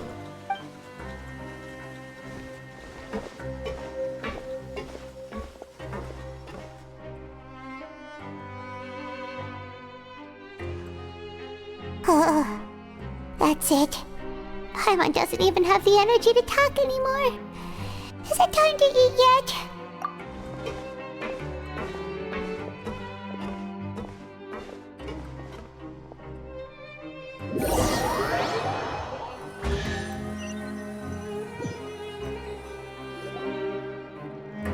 Oh, Paimon's exhausted.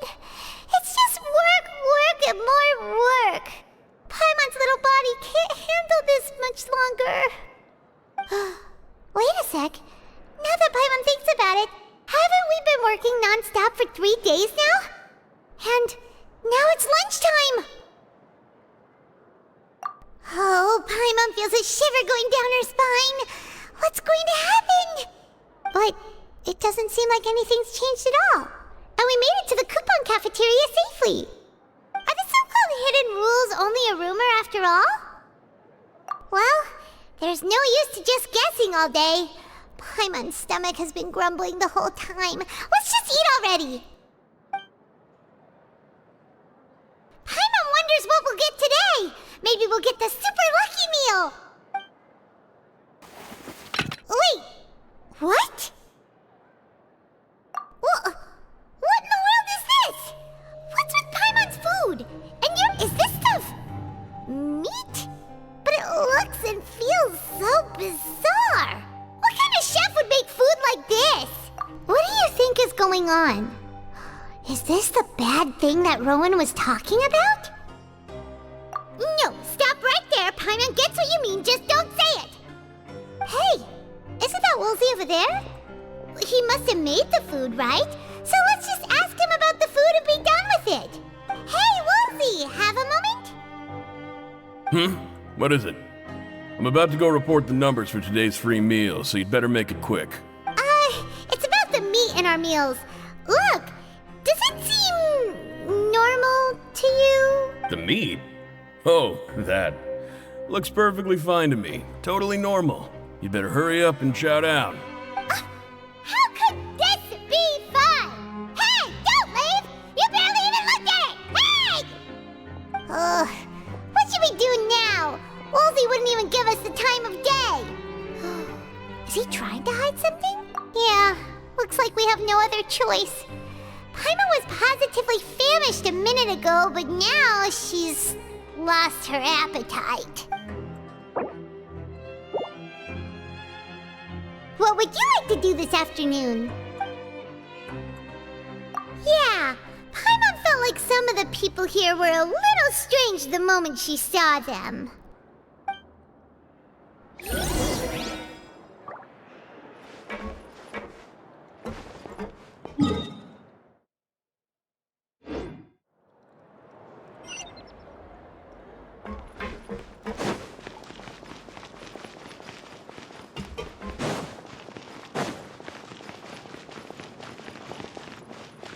Take it easy.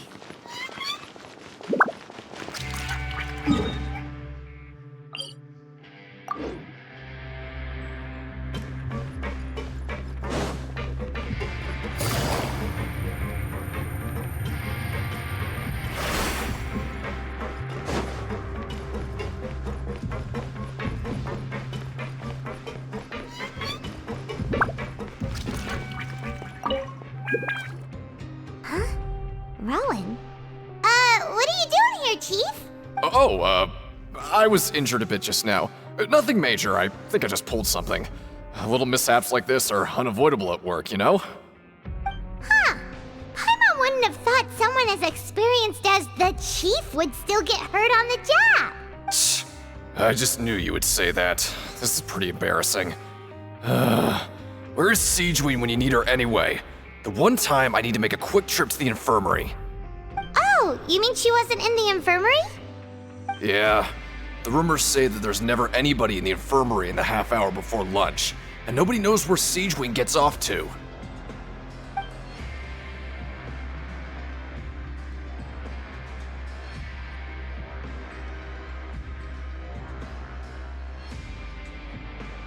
Huh. That's actually really strange. Siegeween's always super dedicated to her work. Where else would she possibly go?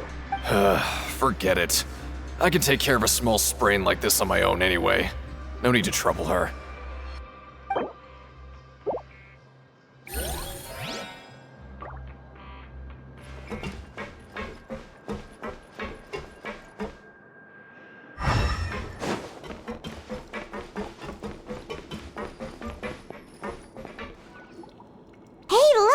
There's something here! Looks like a research notebook. That suspicious guy peeking into the infirmary just now. Is he a fan of Siegeween? He must have dropped this. Let Paimon read it real quick. The Melusine perceive the world very differently from humans. There are significant deviations. As a result, their sense of aesthetics and beauty is also very different from that of humans. This must be taken into consideration when giving gifts. Ooh, this all sounds pretty serious. He sure did his homework. And as for the notebook, let's take it.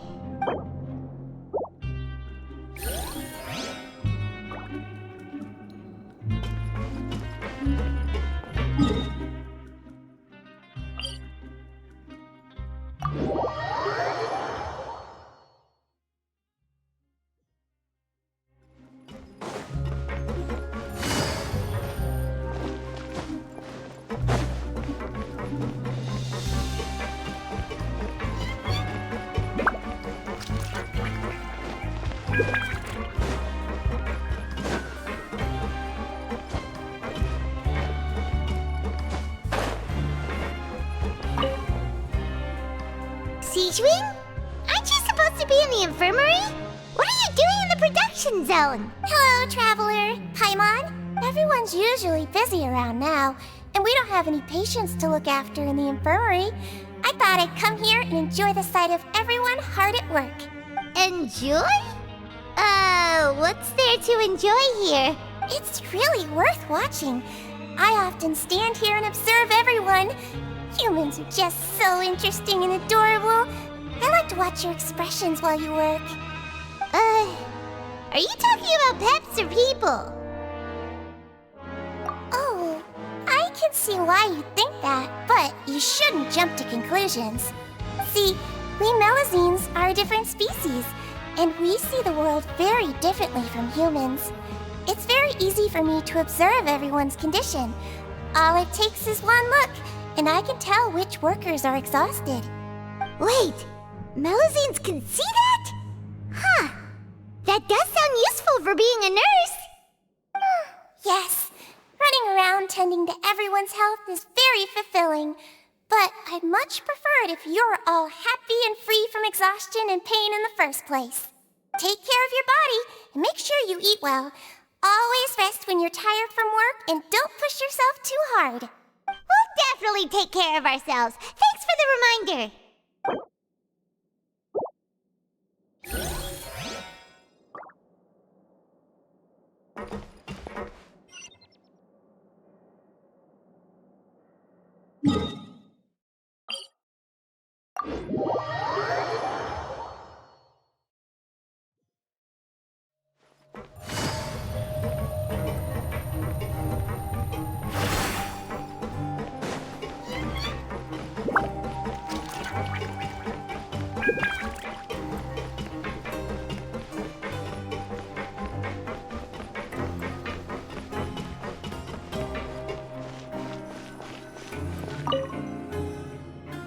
Oh, you want to stop investigating and go rest?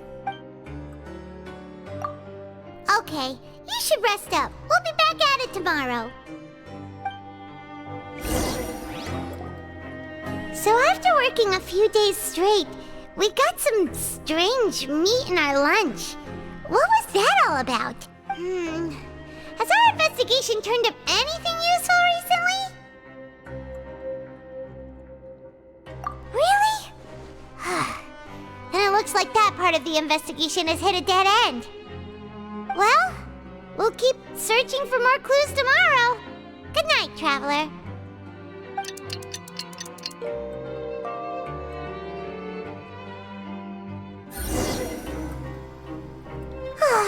The dawn of a new day.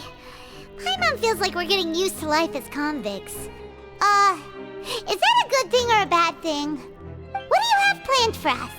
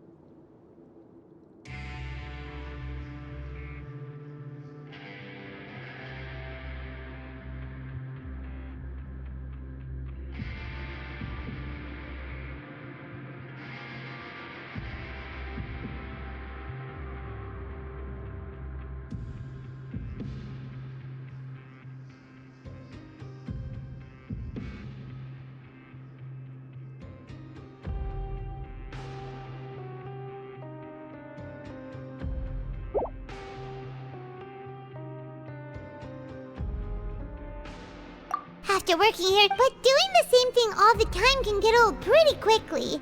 How are you holding up? Yeah, it's good to kick back and relax once in a while.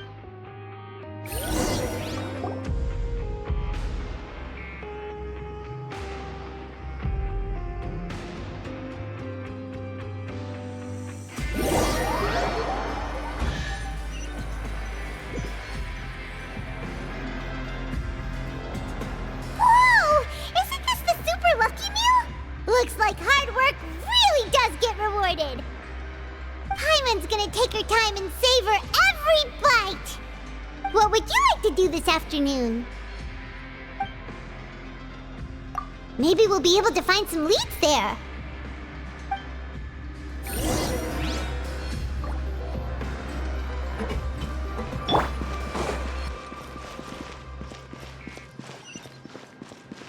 Adventure time! Off we go!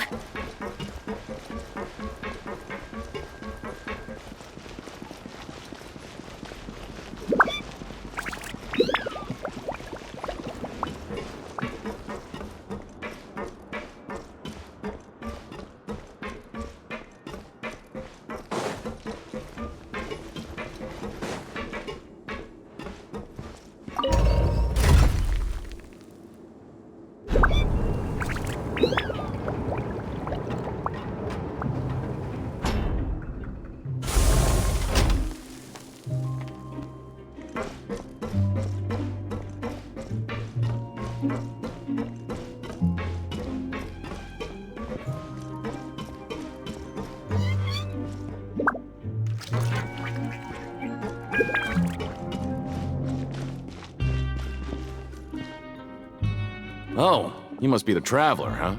Sorry, mate, but competitors as strong as you are prohibited from participating. I don't make the rules, mind you, but I was given very specific instructions. Even convicts value their lives, don't they? I hope you can understand. But we have a game here that'll let you show off your strength, and you'll even earn some credit coupons in the process. What do you think? Interested? And if we lose the game, will it cost us credit coupons? Of course. That's the cruel reality facing every competitor in a place like the Pancration Ring. Okay, great. Let me walk you through the rules. The targets in front of you will pop up one after another. You'll need to hit the targets in the same order that they popped up. If you can complete a few rounds in a row with no mistakes, then you'll win credit coupons. But the second you mess up the order, you'll lose. Game over. The game costs 300 credit coupons to have it go. So, you up for it? Thanks for your patronage, mate. Now, let the game begin.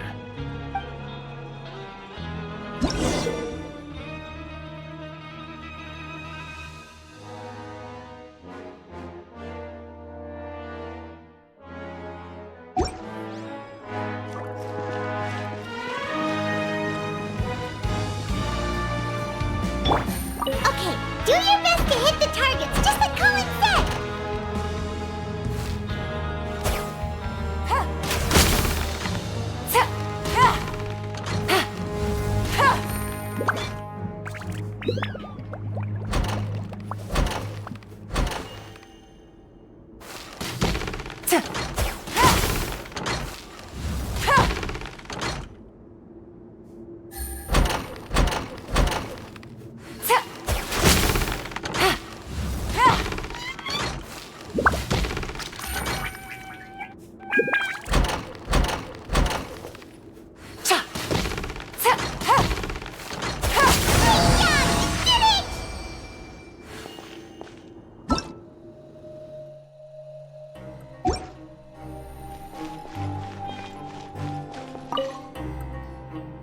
Your strength really shouldn't be underestimated.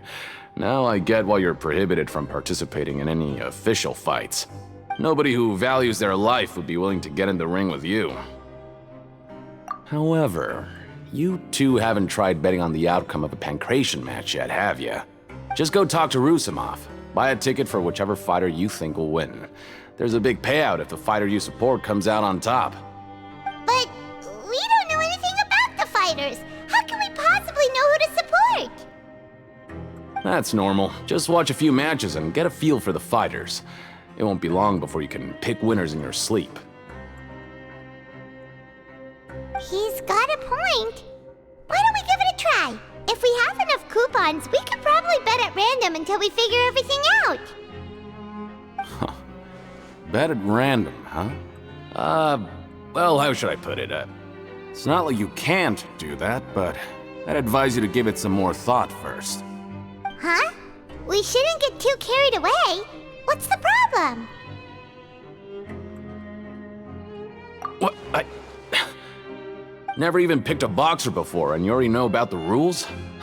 You're not just strong fighters. Seems you're pretty perceptive, too. Might as well tell you about it, since you already know that much. Plus, I think you've got the potential to be one of my greatest customers. I think I can let you in a bit. Besides, I don't want to risk ever losing a customer like you. Is it that serious? Okay. The hidden rule here is, if you buy both boxers' tickets and support them both, something bad will happen the next morning. So the rule is that we shouldn't pick both boxers in the same fight. But if anyone actually did that, wouldn't they be guaranteed to lose coupons? Who would do that anyway? And what do you mean by something bad will happen? How would I know? Not like I'm stupid enough to do that. But I've heard a story about the rule. According to the rumor, there was a masked boxer who possessed incredible skill and power. None of his opponents even stood a chance against him. However, in the final match, the organizers told him to take off his mask. He refused and never showed up to the fight. And after that, he was never seen again. Some say he died, or that he was taken care of by the event's organizers. But everyone remembers that he was someone who cherished honor above all else. In his eyes, supporting both boxers in a match would dishonor the competition itself. So you mean it's like a curse? He'll take vengeance on anyone who does that? No, he was always wearing a mask, like he was intentionally trying to hide his identity. I don't even know anything about his past. Traveler, do you think that boxer was... Huh? Wait. You're not serious, are you? Look, here I was just trying to be nice and warn you, yet here you are trying to break it on purpose? Yeah, it sounds pretty scary to Paimon.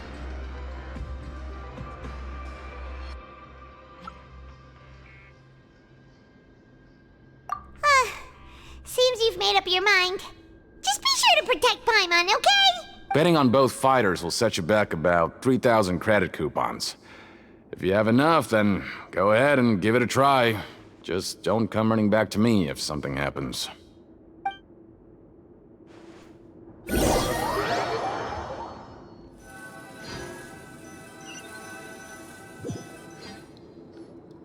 Aw, looks like we won't get a chance to sleep in as long as we're here. Let's get to bed early.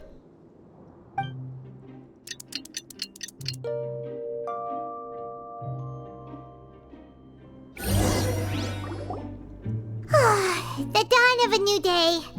Paimon feels like we're getting used to life as convicts. Is that a good thing or a bad thing? What do you have planned for us?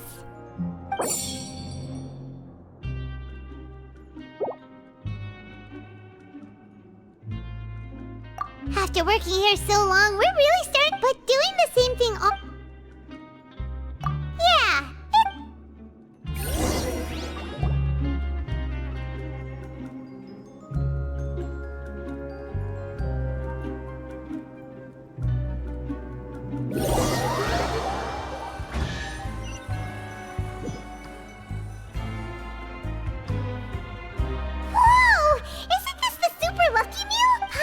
gonna take her time and savor. What would you like to do this afternoon? Sure! If we're not going to work, then let's kill some time at the Pancration Ring.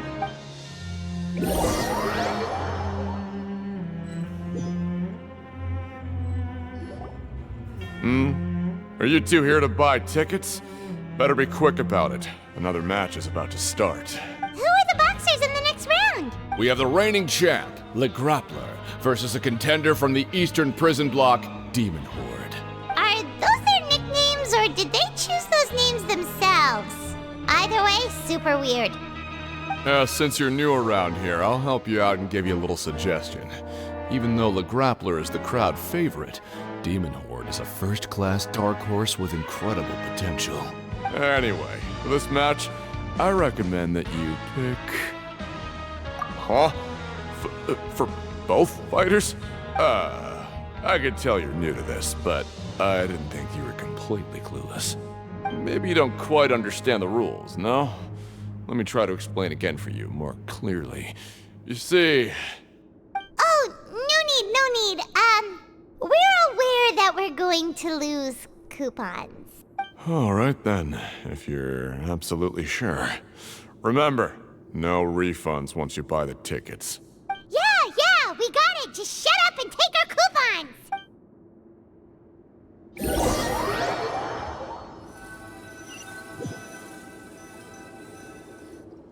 Seems we had a productive day. Hope we can make even more progress tomorrow.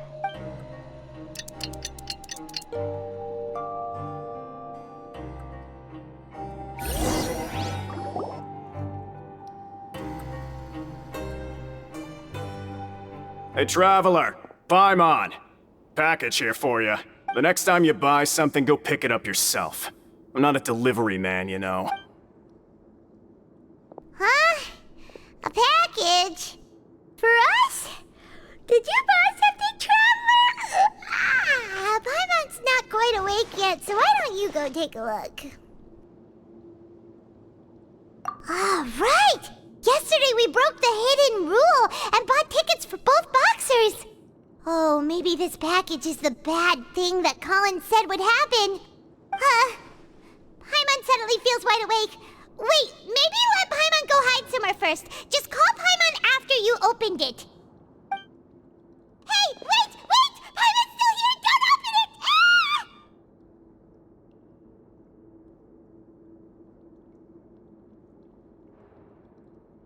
Huh? What is it? Are you okay? Let Paimon take a peek too. Oh, it's just a small bottle. But the color of the liquid inside looks so wrong. Almost like... Alright, that's enough of that. No need to say it out loud. Paimon already knows what you're trying to say. Ugh! No way! Get that stuff away from Paimon! Paimon thinks we shouldn't open the bottle until we figured out what's going on. Just trust Paimon on this one, okay?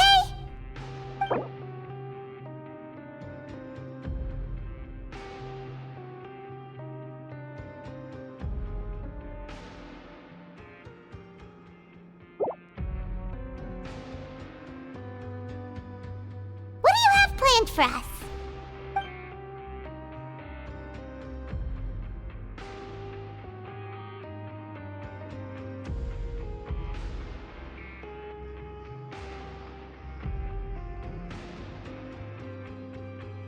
Though it feels nice to slack off a little, less work means less coupons.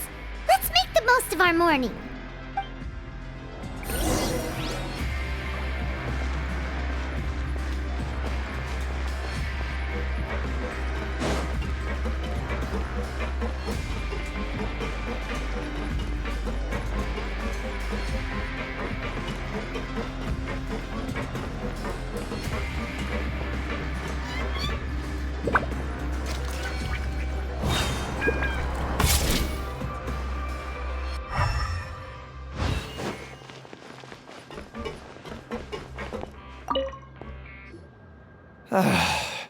If there's no way to send it all out, then maybe I'll never get a chance to leave.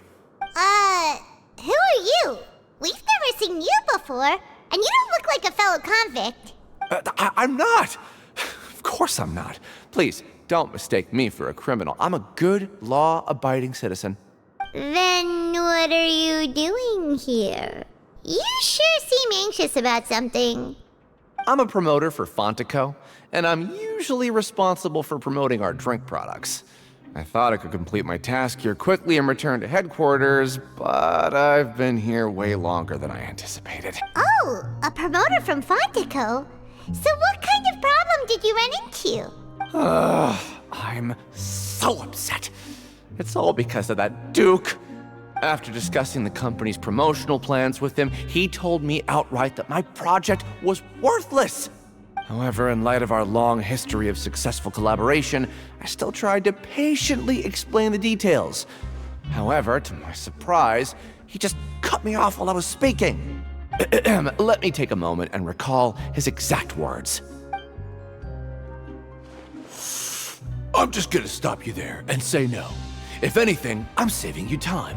It seems you don't fully understand the value of credit coupons here, nor do you understand the value of your own products. The former is because you are from the overworld. That's understandable, and I don't blame you for that. But as for the latter, only someone monumentally stupid, so breathtakingly stupid, that they were completely ignorant of the value of credit coupons, despite living in the underworld, would ever possibly consider buying your drink. Let's just forget it.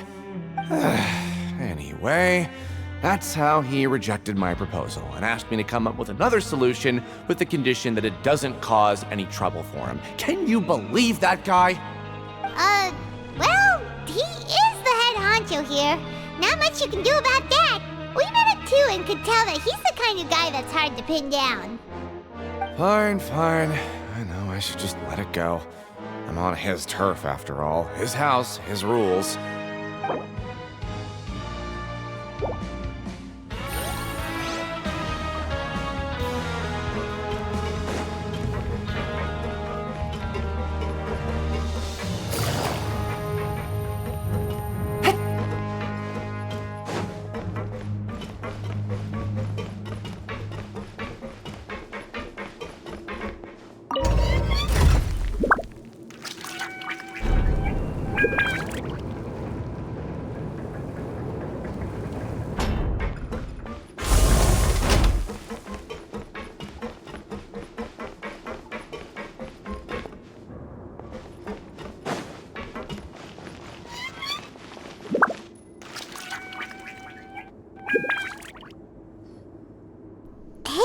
what are these papers scattered all over the ground?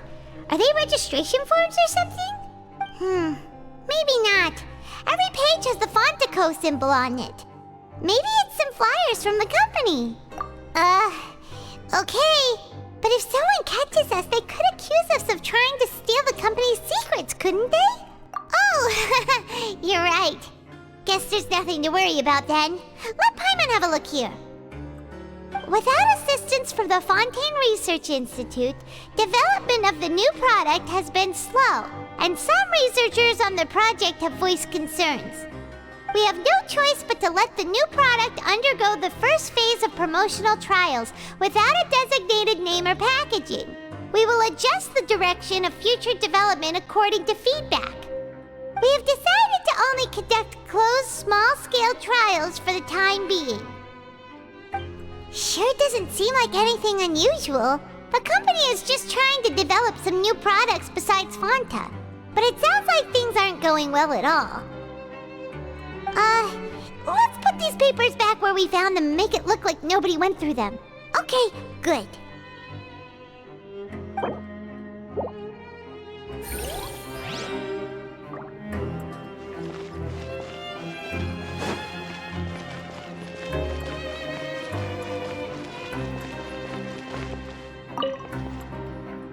Hey, I heard you crazy fools really did it. You bought tickets to support both fighters, didn't ya? Well, did anything happen? Well, the next day we received a mysterious package, but we still haven't made any sense of the contents. So it is real. You didn't become cursed or anything like that, did ya? Are you both still okay? Wait, are you sure that it's still you controlling your bodies right now? Paimon's not sure.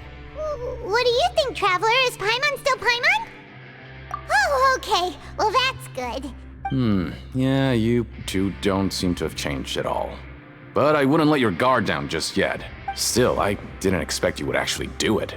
You'd actually throw away coupons like that just to satisfy your curiosity? Even if we bought tickets like everybody else, it's not like we could hope to earn any coupons. When it comes to things like this, it's always the organizer who makes the real profits. Hey, just what are you trying to imply?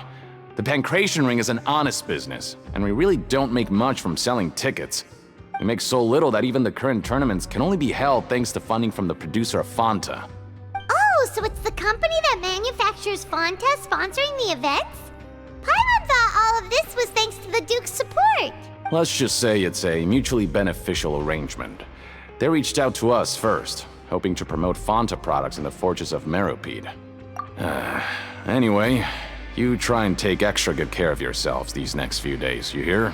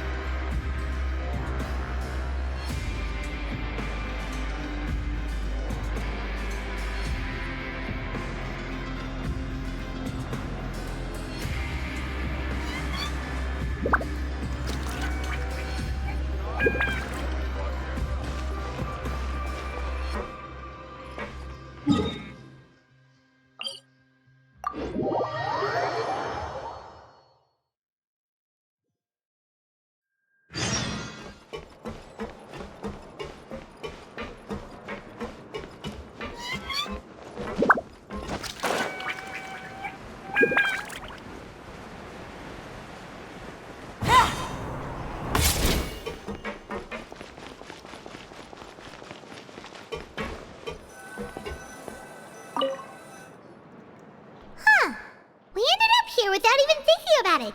Want to grab something to eat? Alright, but remember that we bought this time with coupons, so let's make better use of it next time.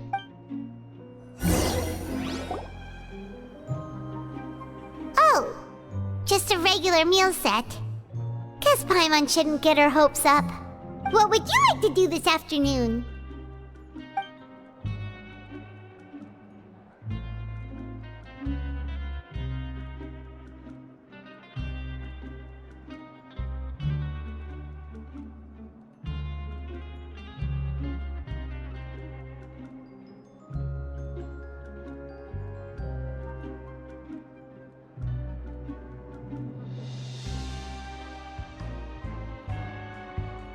After working here so long, but doing the same... Yeah.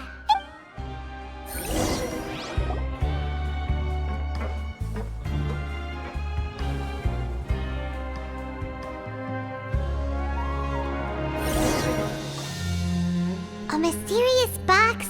A bottle of crimson liquid? Paimon still doesn't know what to make of it. Do you have any ideas, Traveler? Really? Then it looks like that part of the investigation led us nowhere. Well, maybe we'll have better luck tomorrow. Good night, Traveler.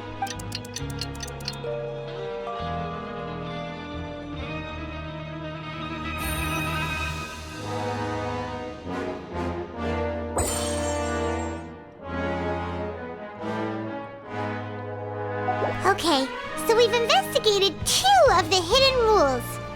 Paimon didn't think this prison would have so many weird things going on. We'd better pick up the pace with our investigation, otherwise we'll never get anywhere. Yeah, let's skip work for now and put our time to good use.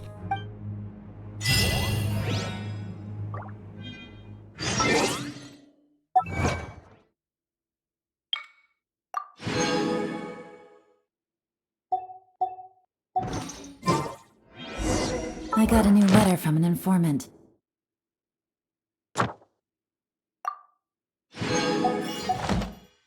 Looks like the situation has changed again.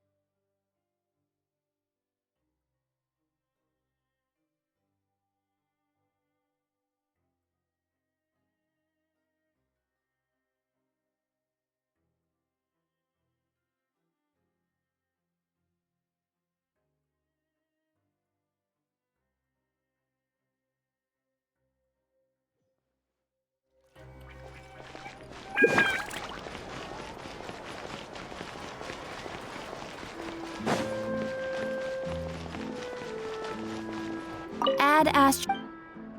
Thank you for.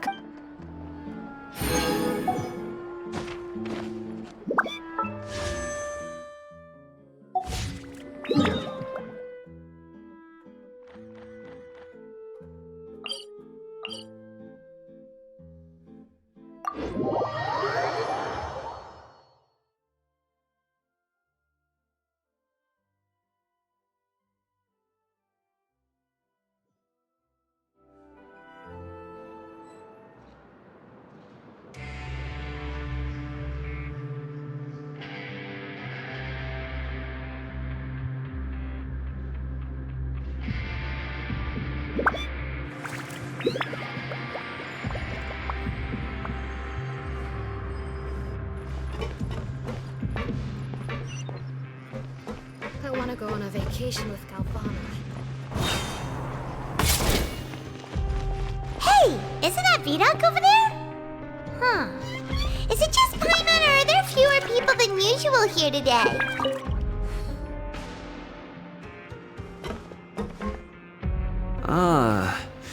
Seeing you at this time must mean you've already saved up a lot of credit coupons.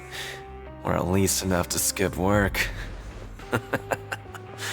Seems you're getting into the swing of things around here. Impressive. Very impressive. So, now can you tell us about the hidden rules you know? If that's what you want to know, I guess you couldn't have come at a better time. Huh? What do you mean it's a good time? Leonid and those other pesky broke urchins have all gone to work in the production zone. I wouldn't want them listening in without paying up. We get it! Just tell us already! So, you know those pipes that make strange sounds? Don't ever, ever go near them at night. Even if you manage to avoid the guards, you might find something even more terrible there. Something even more terrible? Like what? A group of cannibals. Cannibals? In the fortress of Meropid? Every month, they meet a few times in the dead of night. Rumor has it they might be connected to the people that have disappeared here. But what's even scarier is that they have a special proclivity. Since they have no way to dispose of the leftover remains, they have ways to transform them into other forms and keep them in the fortress forever. Paimon might already know what you mean by other forms. So that's what's going on here. Oh, Paimon's stomach doesn't feel so good. You two look pretty skeptical. No matter, learning the truth behind dark secrets isn't necessarily a good thing. I've got things to do too. I suggest you just act like I never told you anything. Traveler, can we just trust him on this one? Oh, Paimon doesn't want her blood and flesh entombed here for all eternity? Oh, so that's how you see the situation. Huh. You know, Paimon does feel a little better about it now. When will all the secrets end?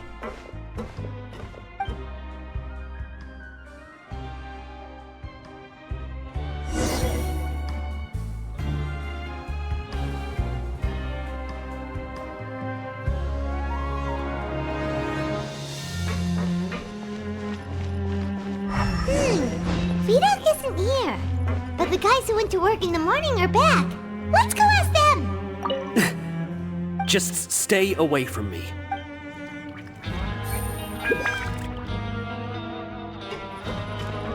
What? What are you saying? You shouldn't go around saying stuff like that.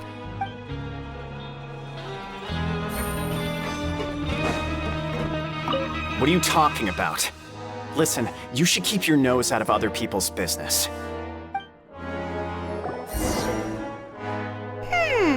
Their attitude sure is suspicious.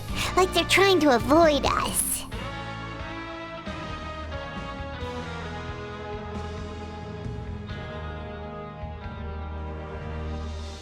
But if they're being so obvious about acting weirdly, do you think they might just be trying to lure us in? Oh, this is all getting way too creepy for Paimon. So you mean we still need to investigate some more? Okay, if you say so.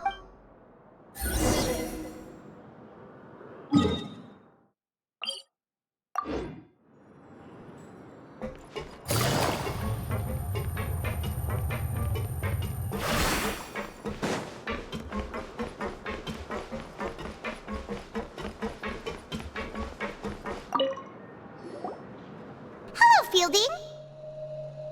What do you want? Criminals like you ought to be working right now. Catch my drift. We just want to ask you a simple question.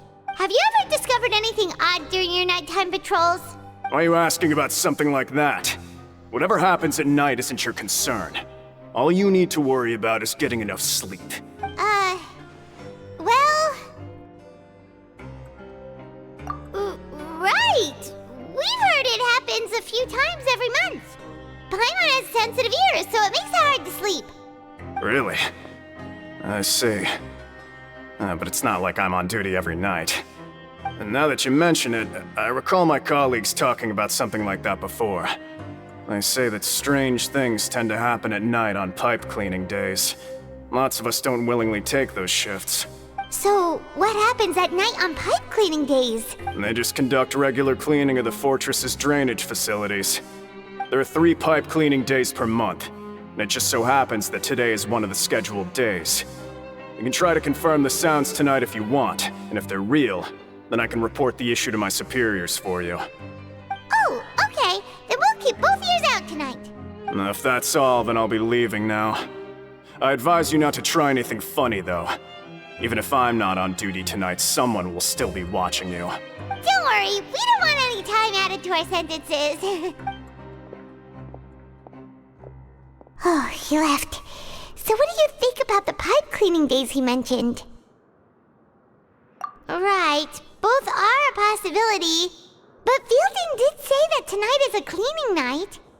Paimon knew you would say that. Alright, sounds like we'll be up all night tonight then. Paimon just hopes the guards don't catch us.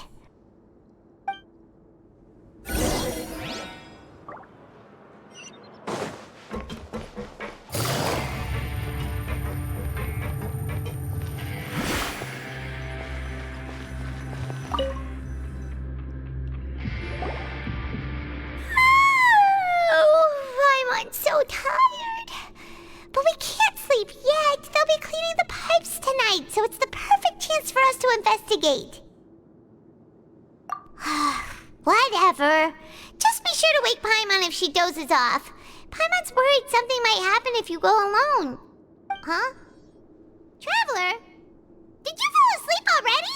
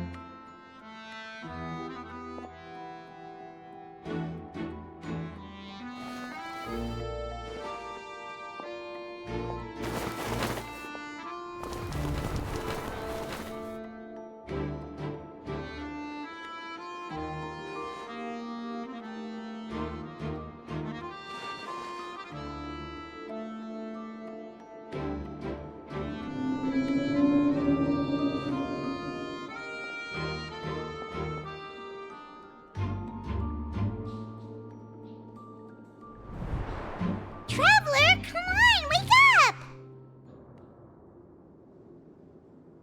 Oh, it looked like you were just peacefully sleeping to Paimon. Well, what did you see this time? Really? So we're finally starting to figure out what actually happened!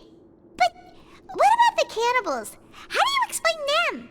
Okay, well it's about time for us to get moving. Just be careful to avoid the patrolling guards.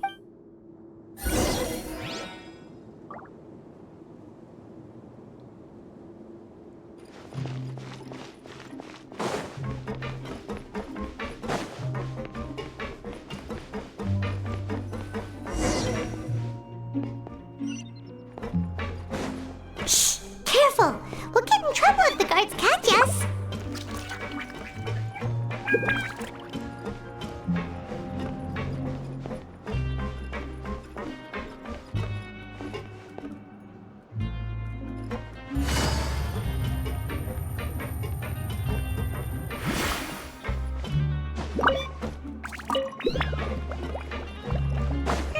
This should be the place!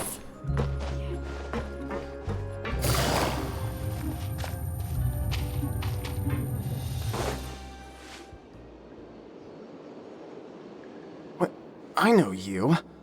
You were the ones we saw. Huh. You've got guts showing up here. You know who we are, right? You'd better leave now. Ain't nobody coming here to save you. What'd you say? Yeah, so what if they were? If you push us, we can make those rumors a reality at any time. Hey, what's the point of all those rumors anyway? What exactly are you trying to do? I don't have to tell you anything. If you turn around, go back to the dormitories and act like you never saw anything, then I'll pretend that you never showed up here. Yeah, scram. Nothing worth seeing here. Huh? What did you say? Isn't that exactly what Boss said when he left? Hey, do you know our boss? Whoa. We had no idea our boss was such a big deal. He always kept his identity a secret. So, did he have you come here to find us? Oh, so you're Child's crew here? Seems like he had no problem fitting in. We're the only ones who heard him say those words when he left that night. So, unless he somehow told you those exact same words after that... Alright. I guess that's proof enough for me. I believe you. Wow! Those boots of yours sure come in handy. We gave him the business for a while and would always give him a hard time when he first came to the fortress of Meropid. But here in the fortress, the strong will always earn respect. He was working the longest hours and racking up wins in the Pancration Ring. You could always see how amazing he was, even when he was teaching us a lesson. So eventually, we all decided to follow him. But one day, he suddenly told us that he had to find a way to escape this place, no matter the cost. He said it was because he heard that call again. And as his crew, if the boss wants something, then it's our job to get it done. So, we got to work, and used the hidden rules that were here to make up and spread the rumor about the cannibal rule.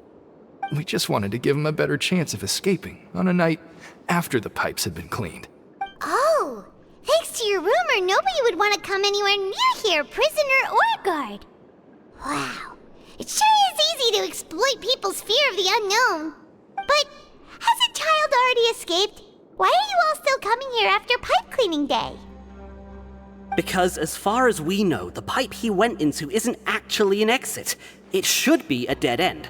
It leads to an abandoned factory area, and even if there were a way to escape from there into the sea, we're still way too deep. No one could ever reach the surface alive. But Boss still insisted on going in. It's like he was obsessed about it. So we told him that we'd pretend as if he never existed while he was gone. And that if he wanted to come back, he should wait for nighttime on a pipe cleaning day. That way, we could meet him here and help cover the whole thing up. So you come and wait here through the night a few times a month just because of that promise? Yeah, but it's been so long now. We already know in our hearts that he must have managed to escape somehow. Is it also possible that something unfortunate happened to him? Nothing could ever defeat Boss or slow him down. It's one— Okay. Paimon was just brainstorming possibilities. All right.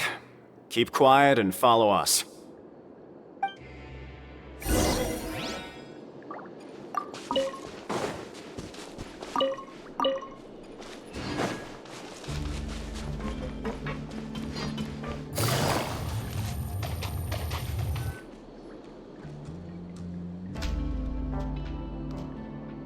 The way up from here has been sealed off. It's impossible to get through.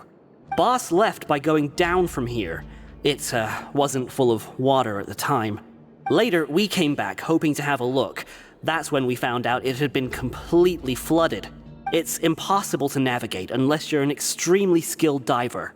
Do you think Child got trapped by the water? Not likely. We all know that Boss was an incredible swimmer. Really? Then have him come investigate, pronto. Just be sure to tell us if you get any news about Boss. It's getting late. We should leave before the guards come this way. Yeah, we learned a lot about what happened to Child here. Let's get going!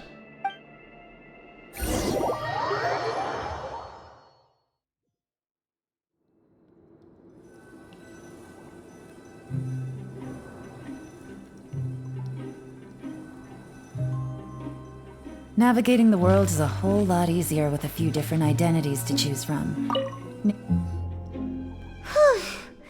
We finally learned some key information. Seems all of our investigative work has finally started to pay off. When you said you knew a diver, you were talking about Fremine, right?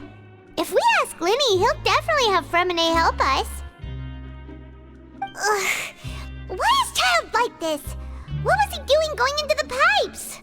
Not making our jobs easier, that's fortunately though. It seems like it's only a matter of time now before we find out what really happened. Now that we can finally relax, I'm starting to feel super sleepy. Let's try to get some rest while we still can. Nighty-night, traveler!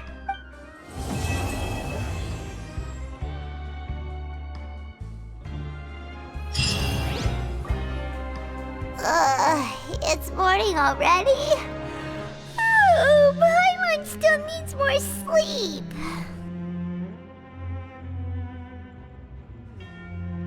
Huh? Wait, look over there! Isn't that... It's one of Linny's cards! Let Paimon see what's written on it.